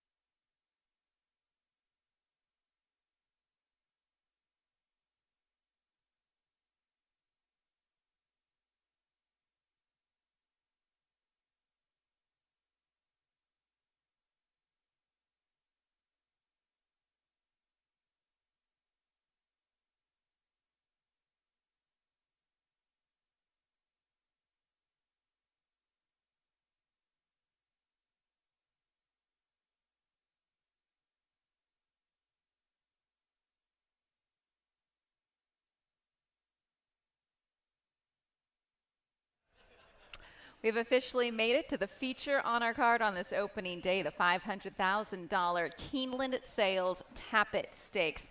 And I have to say, the wealth has been spread quite a bit in terms of both trainers and jockeys, but you did hear Michael Rona say earlier, 3 victories on the day thus far for Jose Ortiz. That's right. And he's got every chance of making it 4 in our next race on Laganos for Steve Asmussen, who draws into the race. There were several scratches. This is a colt who comes here off the string of consistent efforts in better company. I didn't think that was at all a bad effort in the 4-star, Dave. No, considering it is a grade 1 event. So 7th that day, beaten 4 lengths. Coming in from Saratoga, of course, Asmussen Ortiz, as you had mentioned, and is our current favorite at 5-2. Just the conditions for this race, so you have them, 1 mile and 70 yards, the distance, 3-year-olds and upward, which have not won a sweepstakes in 2025. So definitely key in on those horses that are looking to break through, maybe knocking on the door in the last few starts, but haven't had that stakes victory this year. So 5-2, we already spoke about the 14 there. What horse did you want to zero in on? 7, I thought, was possibly the most interesting, because you've got to be of a relatively forgiving disposition, because the one-time cameo performance, the 7, has been to Kentucky Downs. He ran pretty poorly. He was beaten quite a long way in the Nashville Derby last year. I mean, these are slightly calmer waters, and he's run much better races since, including in top company, and I think he's cycling to a big effort. Didn't really get the rub of the green last time over a distance that was possibly shy of his ideal, and I think that with blinkers on, he's a horse who can now step up and deliver what we know he's capable of. Brennan Walsh does well with horses. First-time blinkers, about 16%, and one of my favorite angles, having had to say it in a bit, first-time gelding. Exactly. So you've got all the angles here with cameo performance, and I think he'll be able to ease his way into the race off what should be just an even pace. Well, take us to the rail here. Second choice for you would be the one in Perros. This horse is coming off about a 5-month layoff back to the turf course after running poorly at Turfway Park last time out for the all-time leading trainer, Mike Maker. That's definitely one of the angles here. That was a poor effort last time on the synthetic at Turfway. I'm not really sure what to put that down to, and it is a mild concern. Are you questioning your handicapping angles? No, I'm not. I think it's quite clear. I'm always someone who likes to handicap on forgiving one poor effort. Of course. Especially for me before and after a layoff line. Exactly. For me, this is a horse that hitherto was pretty consistent over a variety of tracks, so that doesn't really bother me here. And as you say, a significant layoff for Perros, and has one off a break as well. So I'm not too worried. Gets a top rider today, and I think at 11-1, I'd certainly want to be including this horse. Obviously, you have to include the 14, taking a decent drop in class. And the other one that I put into the mix was the 8, who is currently a 6-1 shot, and that is Ohana Honor for Shug and Brian Hernandez. I think Brian's ridden more winners at this track than anyone else, hasn't he? That is correct. Yeah. 10-month layoff, Ohana Honor will have to contend with as we take a look overhead of the 8 at 6-1. Let's get straight into the paddock with more insight on the Tapit Stakes with Caton. Well, Brittany, if you're looking to separate this field based on looks, you've probably come to the wrong place. This is a group of really well-mannered, professional, good-looking horses across the board. When I did my handicapping, I went 7, 14, 3, 13. I'm going to switch it up just a little bit.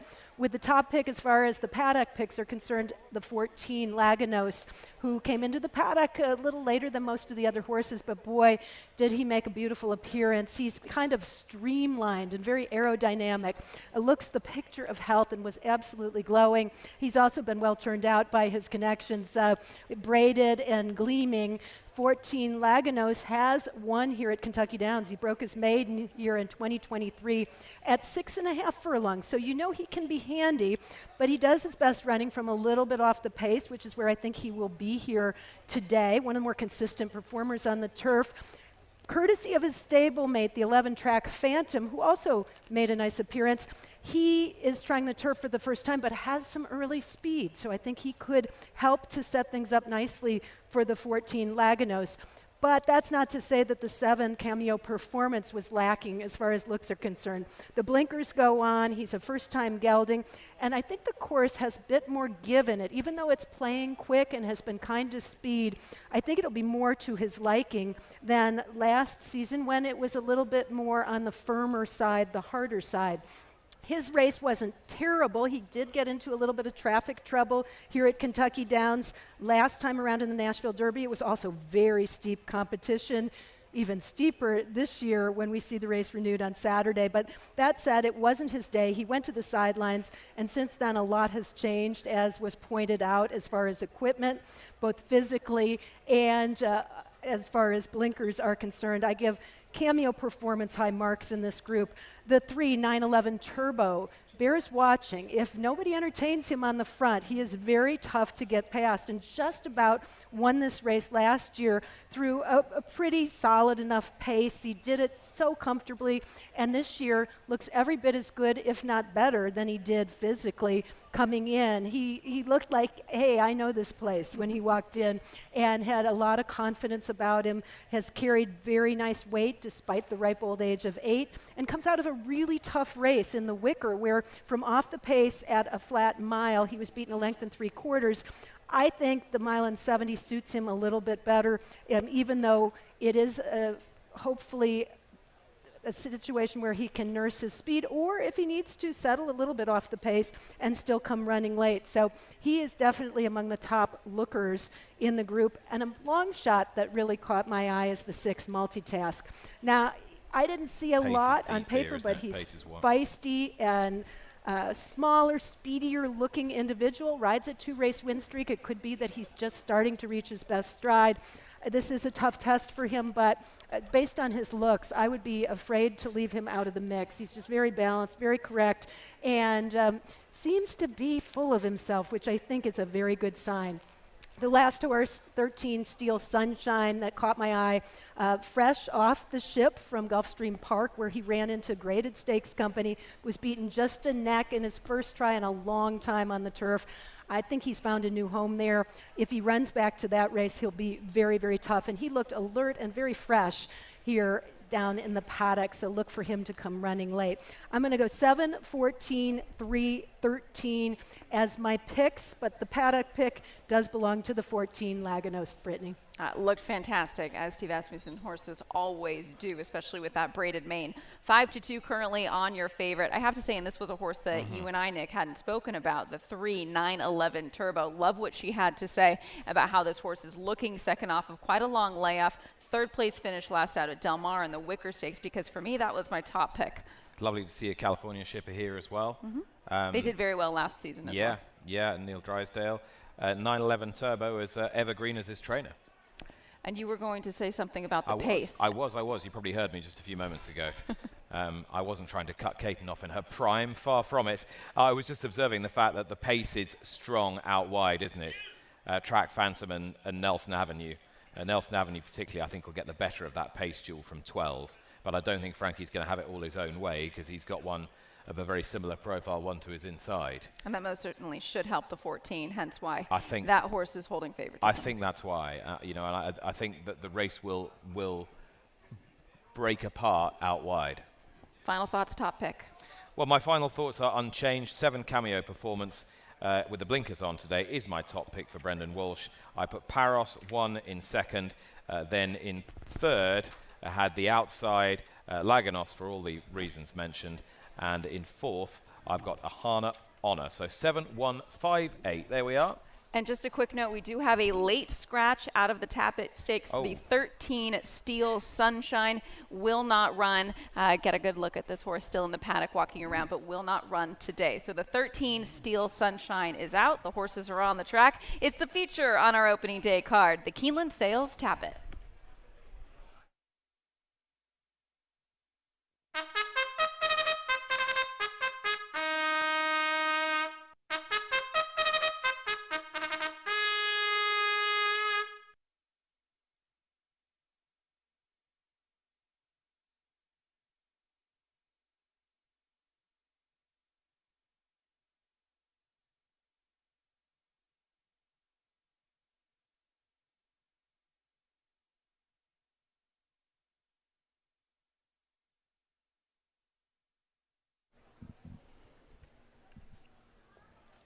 The 10th race is the $500,000 Keeneland Sales Tapit Stakes.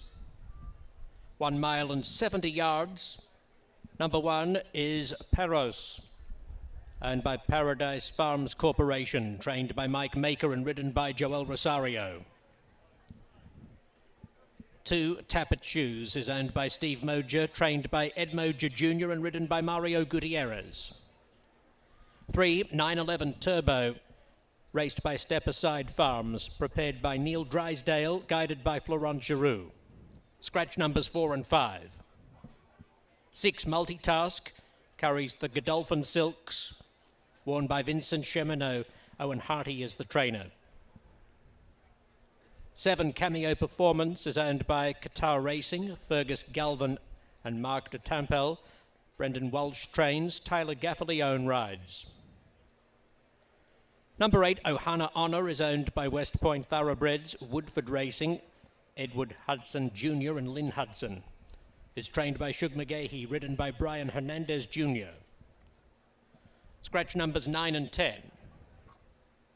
11 Track Phantom, owned by L&N Racing, Clark Brewster and Breeze Easy LLC. Steve Asmussen is the conditioner, Eric Asmussen the pilot. 12 Nelson Avenue represents Photos Finish LLC. Jorge Abreu is the trainer, Frankie Dettori the rider. Steel Sunshine, number 13, is a late scratch. Just a couple of minutes ago, number 13, Steel Sunshine, comes out. And number 14, Lainos, is trained by Steve Asmussen for His Royal Highness Sultan bin Mishal Al Saud, and Jose Ortiz is in the irons. 15 and 16 are scratched off the also eligible list. The Keeneland Sales Tapit Stakes opens the final double on our opening day card.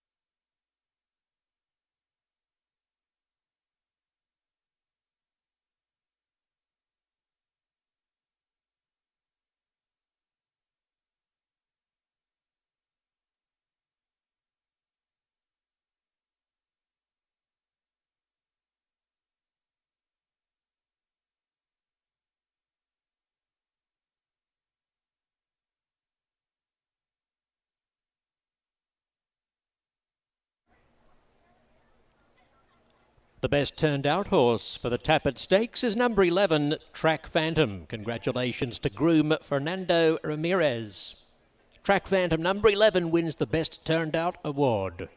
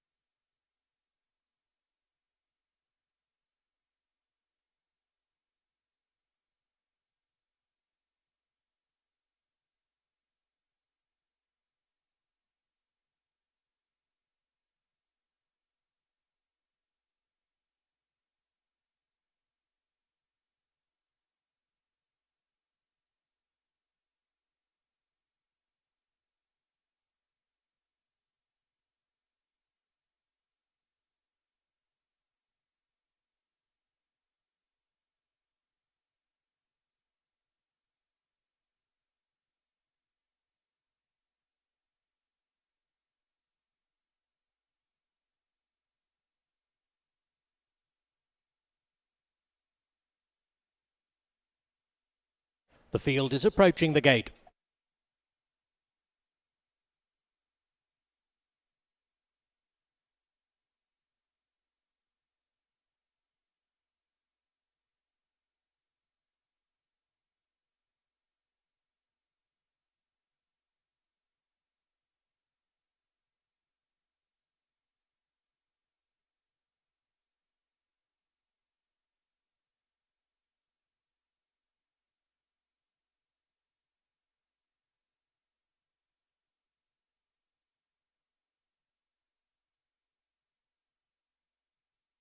Entering the gate, Cameo Performance and Paros, the first couple.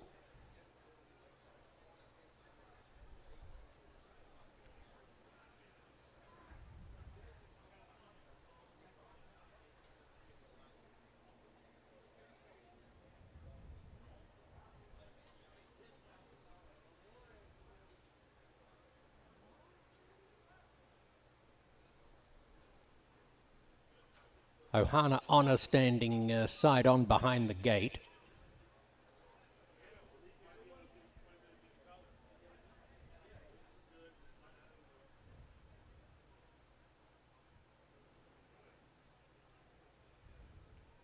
Ohana Honor moves in blindfolded and is followed forward by Tapit Shoes.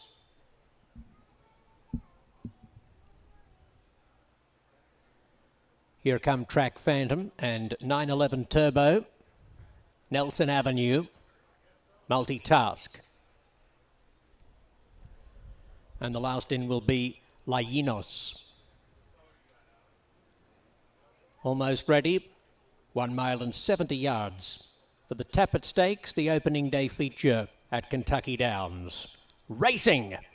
And the starter, Mr. Stevens, can give himself a pat on the back. He caught them in a beautiful line. Ohana Honor and Track Phantom both having a look for the early lead. Cameo Performance shows some early interest, just easing off it a little bit now. Up on the fence, Paros together with 911 Turbo and Multitask all show prominently as they race to the top of the hill.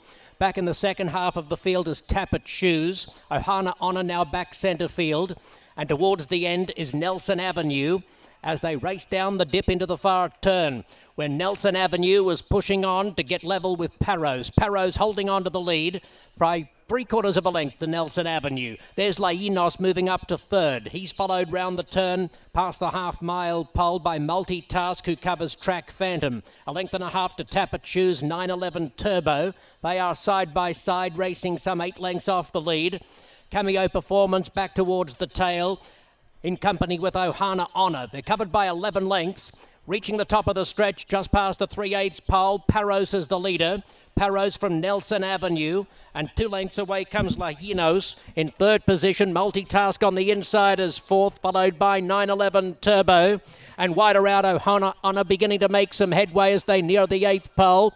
Where on the outside, Lainos, Let's Stride by Jose Ortiz, has dashed away with a brilliant turn of foot. Lainos drifting back to the inside rail, has opened up a winning lead. He'll score by 4 lengths in the Tapit Stakes. Battle for second between Cameo Performance and Ohana Honor, but Lainos toyed with the opposition. I'll leave second to the judges between Ohana Honor and Cameo Performance, but Lainos dashed clear of his rivals mid-stretch, and the race was as good as over at that point.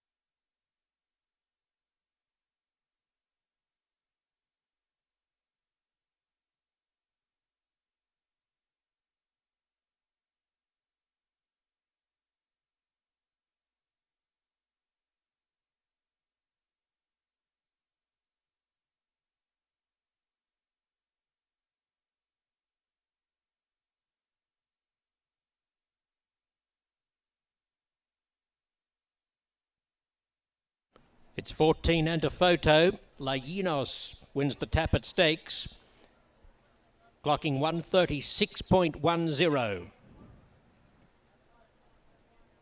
Photo second.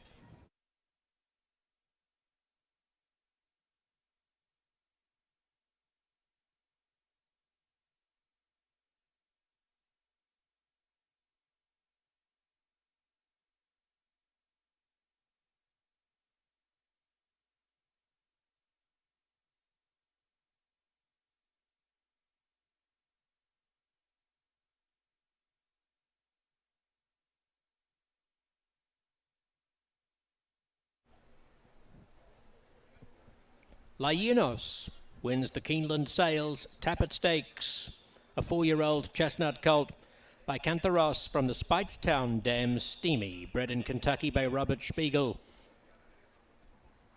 Lainos is raced by His Royal Highness Sultan bin Michal Al Saud. He's trained by Steve Asmussen. He gives Jose Ortiz a 4th opening day winner.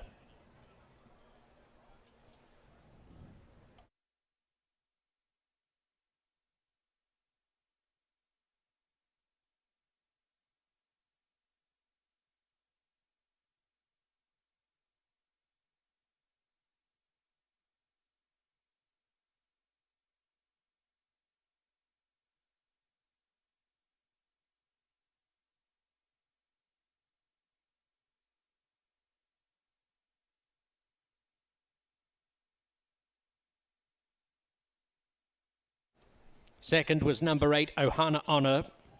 Third, number 7, Cameo Performance. And fourth, number 12, Nelson Avenue.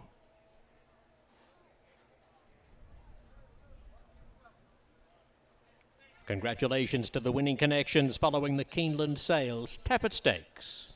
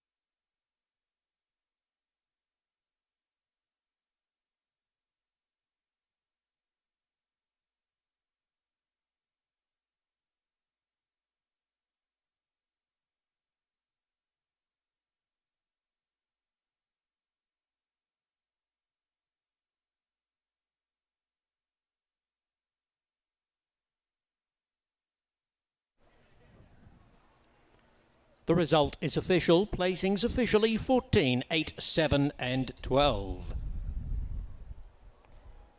That leads us to the last of 11 races. Due in 22 minutes with 50-cent super high 5 wagering. The rider of number 8, Our Slice of Heaven, Orlando Boca Chica. Orlando Boca Chica on number 8. Scratch the also eligibles 13, 14 and 15.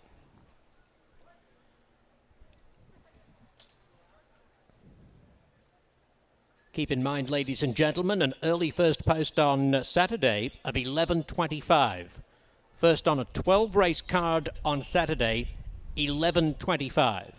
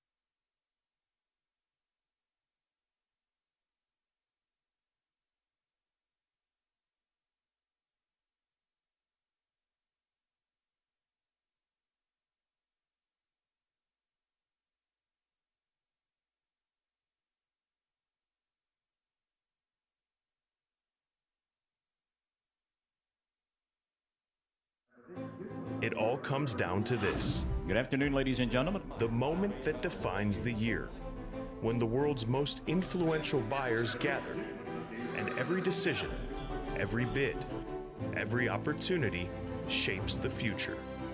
At a marketplace that brings the thoroughbred world together, and where futures are forged, because every moment matters.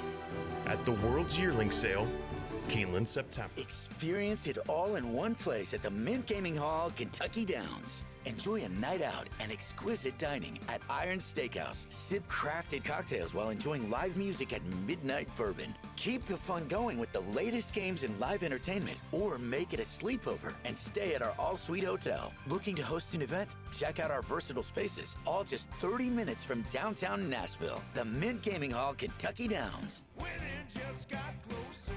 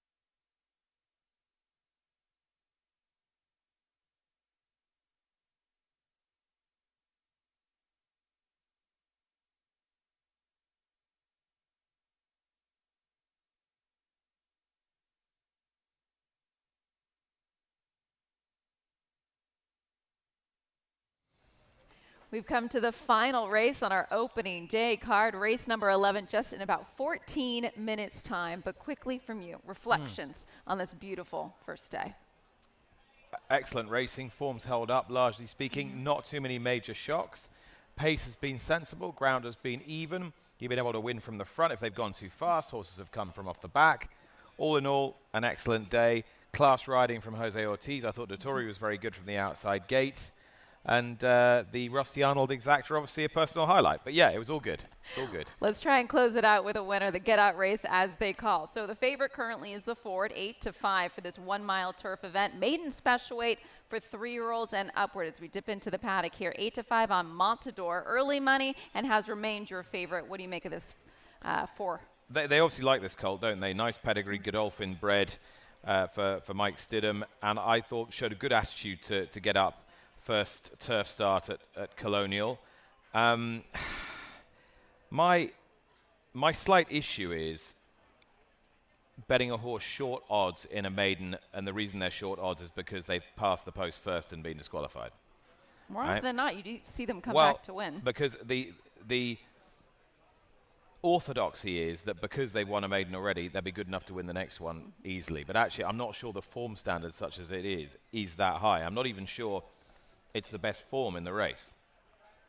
I think that's brought here by Swirling Eights. But because Swirling Eights is a 6-time maiden and is finding ways of not winning, the market has Mortador in front. But I think 8-5 is a bit tight. I think there's a bit of depth in this race. So you didn't even include this horse in your top 4. You went with the 7 as your top pick. Why? I did go with the 7 as my top pick. Timmy for Brendan Walsh and Tyler Gaffleone. I think this horse figures to finish off this race best, which is perhaps unsurprising given that he's been effectively routing his entire career. Okay, it's 7.5 first time, but 3 runs at a mile. And I just think with each passing start, and granted a slightly more searching test, he's been improving. And I think this will be the best run race he'll have competed in so far. I think that'll suit him best. I think he's actually going to want a little bit further than this in due course. And as I say, I think he'll be the one that has enough experience and pace to latch on at this distance, but also that he can deploy his stalk and pounce style to good effect. So I've got 7 on top. Let's jump into the paddock for the final time this afternoon with Kate and Brader. Kate, who's looking best to you? Well, I'm going to start with the fact that I actually went with the 4 handicapping-wise. That's not where I'm going to start the conversation, though, as far as lookers are concerned, though. That's not to disparage the 4 at all. I'll just get to him in a bit. The horse that really spoke to me right off the bat is the 9, Western Run. This is another Joe Sharp runner. Joe with 2 wins already on the program. Western Run is a cool dude. He actually is very laid back, which belies his running style. He has a high cruising speed and a little tactical turn of foot out of the gate, but you wouldn't know it. He was a calm, cool customer until just now, where he started to get a little bit more animated. You can see he's really put together, makes a lovely appearance. Nice long flowing tail, very well balanced and well turned out as well by his connections. His groom's taken a lot of time braiding him and getting him well turned out. So that's the pick of the paddock for me, and a horse that I did like among the top contenders. After that, the 2 Swirling Eights is another. When he came into the paddock, he reminded me of the Trojan horse. His neck was bowed. He was just a big ball, but so pretty and handsome, strutting his stuff around the walking ring. He's by Twirling Candy, who is probably the most prolific sire here at Kentucky Downs. It's his 3rd start off the layoff. He was the beaten favorite last time out, but I think he could take to this course, and if he runs to his looks, is a horse you must respect. And then the 10, 11 Bravo, one of the bigger colts, bigger frame colt, but looks like he would run all day and looks like the type that could really take to this course. The son of Uncle Mo was very calm and relaxed and just had a lot of poise and composure. And I think one of the keys to success at Kentucky Downs is the ability to dial it down, especially during the downhill runs. That portion of the course can be the undoing of many a horse. So 11 Bravo with his stalking style fits right in. And then the favorite, Montador, I liked. He was my top pick. He stretches out to the mile, which I don't think will be a problem based on his pedigree. He was also a calm customer in the paddock. He's not a flashy horse, but he didn't do anything wrong or anything to dissuade me from making him my top selection. A couple notes on some of the first-time starters. The 6, Feeling Grand, is a lovely gelding. He was a little pack of dynamite, though, maybe a little bit green. I keep an eye on him, but he's a really handsome horse. Impressed me with the way he was striding around here. Again, just didn't seem as focused as maybe you'd want, which in part is probably due to his being a first-time starter. It's not a pedigree that screamed turf to me, but I did like everything that I was seeing from him outside of that little bit of greenness. The other horse that's making his debut, the 3 Barker, is kind of a big-bodied colt. He's not the biggest horse, but he's very sturdy looking, dappled from head to toe, very much on his toes, and shows some good works at Turfway Park on the synthetic surface. Chris Davis has done great work with first-time starters, but most of it of late has been on the dirt. He's 1 for 35 with his last 100 starters on the grass. That said, the work with the first-timer speaks for itself in young horses overall, and I like the pedigree for the grass as well for the 3 Barker. Paddock picks, though, going to be the 9 Western Run and the 2 Swirling Eights. As far as handicapping goes, Brittany, I went 4, 2, 3, 9 to close out what's been an incredible day to kick things off for this meet. That it has. We hope that you have had as much fun as we have on this opening day at Kentucky Downs, the first of 7 days. You heard it earlier, over $30 million in purses and plenty of money to be had as well. Just great wagering opportunities. It's all turf all day long. I'm a huge fan of grass racing, more often than not because you get these big fields and the potential for big prizes. Yeah, and the quality is just getting better and better here, which means that the way the races are run end up being a little bit more conventional. Sure, you'll have horses who will move up because they act particularly well on the track. You'll have horses that don't run very well and never will run very well here. So there, you get that little element of the unknown. But broadly speaking, the higher the purses, the higher quality of the horse, the better quality of jockey comes, and therefore the races tend to be that little bit easier to handicap than perhaps they used to be. There's nothing quiet about this meeting. Everyone knows about it, and they're all pointing towards it. Best of luck to all. We are just 7 minutes away from the finale here at Kentucky Downs on opening day, back on Saturday with a huge day, including the $3.5 million Nashville Derby. Good luck and good night.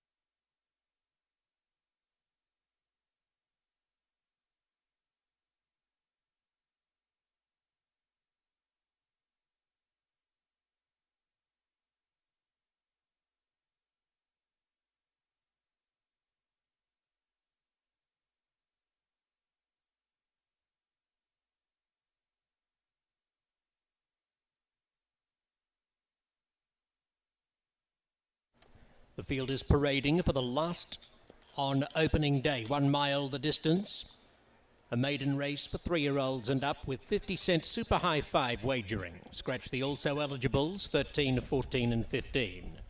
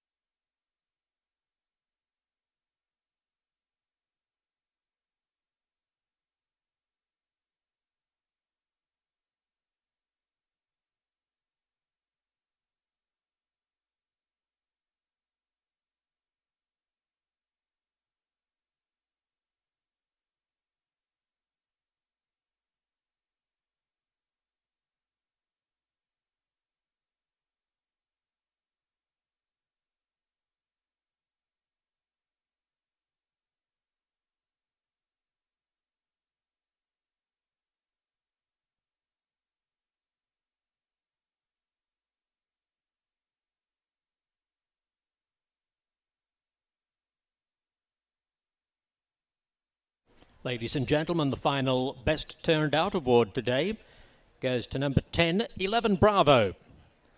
11 Bravo, groomed by Salvador, is the best turned out for race 11.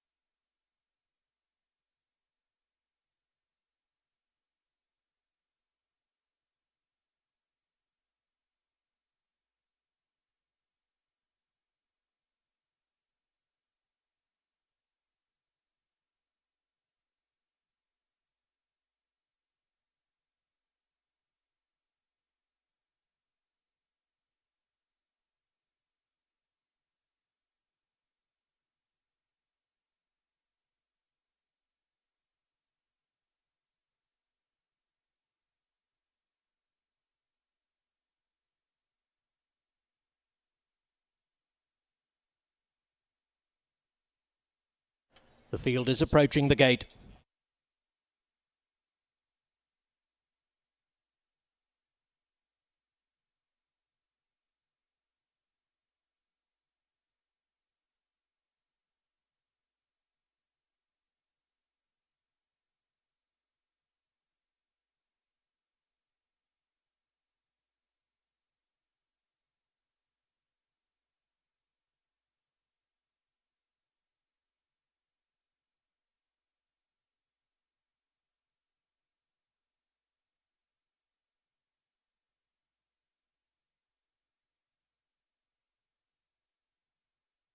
About to move into line.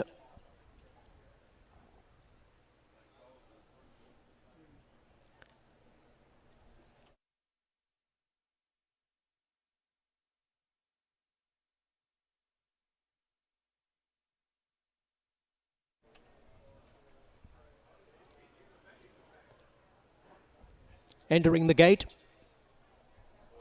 Southern Bullet moves in with Timay. Swirling Eights. Several horses in this race with predominantly white silks. Several of those have a white blaze, including the 5 Discerning Spirit and the 7 Timay. Then you've got number 8, who's entering the gate right now, Our Slice of Heaven. His entire face is white. He looks like he just ran into a freshly painted fence. Western Run has joined the line. Barker is about to come forward. Followed in by 11 Bravo, Montador. Montador battling out favouritism with Swirling Eights, numbers 2 and 4, each 2-1, with more than half the field locked away. Kentucky Do Declare is going to be one of the last, with Feeling Grand and Bar Fight, one of 3 first-timers. So we're back where we started, at the 1 mile starting point, which was used for the first on opening day, and now they're ready for the last of 11. Racing. Montador flew out of the gate. Western Run showing good speed, and Southern Bullet boots along the fence with Swirling Eights. They're followed by Timay, and at the head of the others, 11 Bravo plotting a wide course up the hill, and likewise Kentucky Do Declare. Feeling Grand is between horses. Discerning Spirit, Our Slice of Heaven back towards the rear. Bar Fight is back about 20 lengths behind the second last horse, not handling the course at all in the early stages as they race into the turn, where Western Run finds the lead by just over a length to Montador. And on the outside, 11 Bravo moving up now into second position. Montador third outside of Barker, followed by Kentucky Do Declare in the lime colours. He's 3 deep, about 3 lengths off the lead. Swirling Eights is midfield along the fence in a bunched field with 3/8 of a mile left to go. Our Slice of Heaven's out very wide. Timay splits horses, followed by Southern Bullet, who's drifting well back, Feeling Grand towards the tail of the field. And then comes Discerning Spirit. 5/16 of a mile left to go. Western Run in front of 11 Bravo as heads are turned for home. Montador being pulled to the outside by Hernandez is coming home well. Barker gets up along the inside. Swirling Eights has the black colours. And in behind those horses, 11 Bravo dropping back. It's Montador going up on the outside to head Western Run with 1/8 of a mile left to go. They're clear of Swirling Eights and wider out. Timay starting to come on. Montador drifting back towards the inside rail but has established a winning lead. He's much too strong. Montador came away to win by 3 lengths. Western Run, 3 lengths to Swirling Eights, and a photo fourth between Feeling Grand and Timay.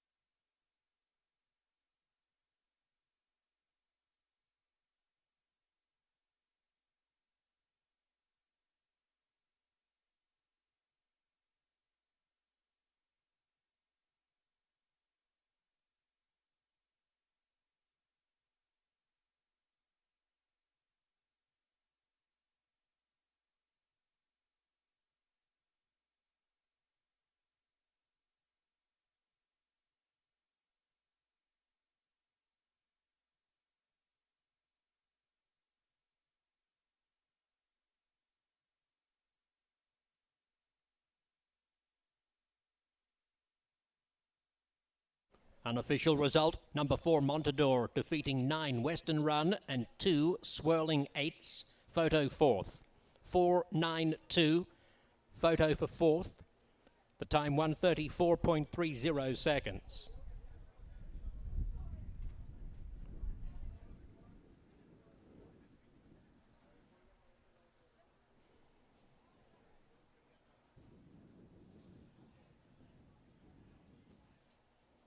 Here comes Montador back to the winner's circle.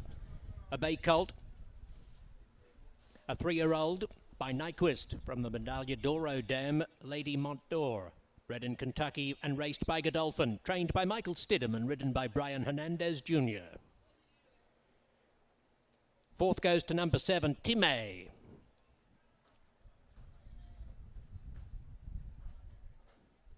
I suspect that will mean number 6, Feeling Grand, is your super high 5 horse, but that's yet to be confirmed.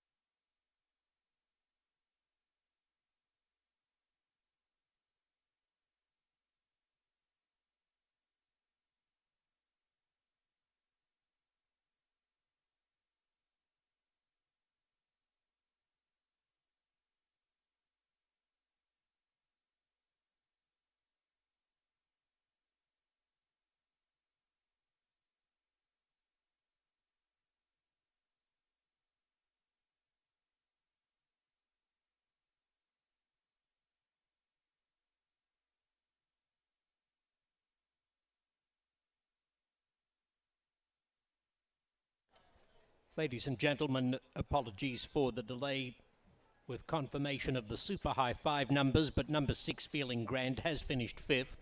It is number 6 Feeling Grand in 5th placing for the 50-cent super high 5.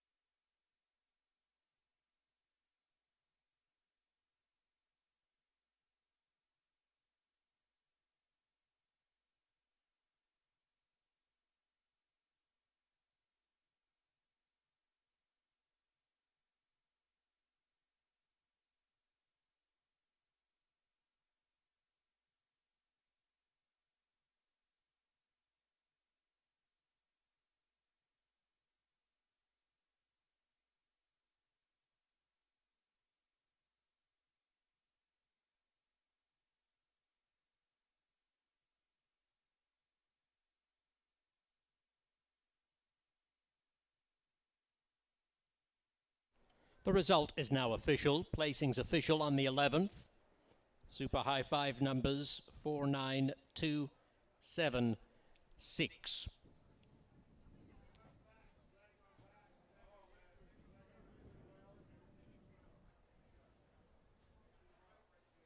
That completes the details on our opening day program. We thank you for playing Kentucky Downs. We hope you found a few winners across the afternoon. We look forward to 12 races on Saturday with an early post of 11:25. 11:25 first post for the resumption of racing on Saturday.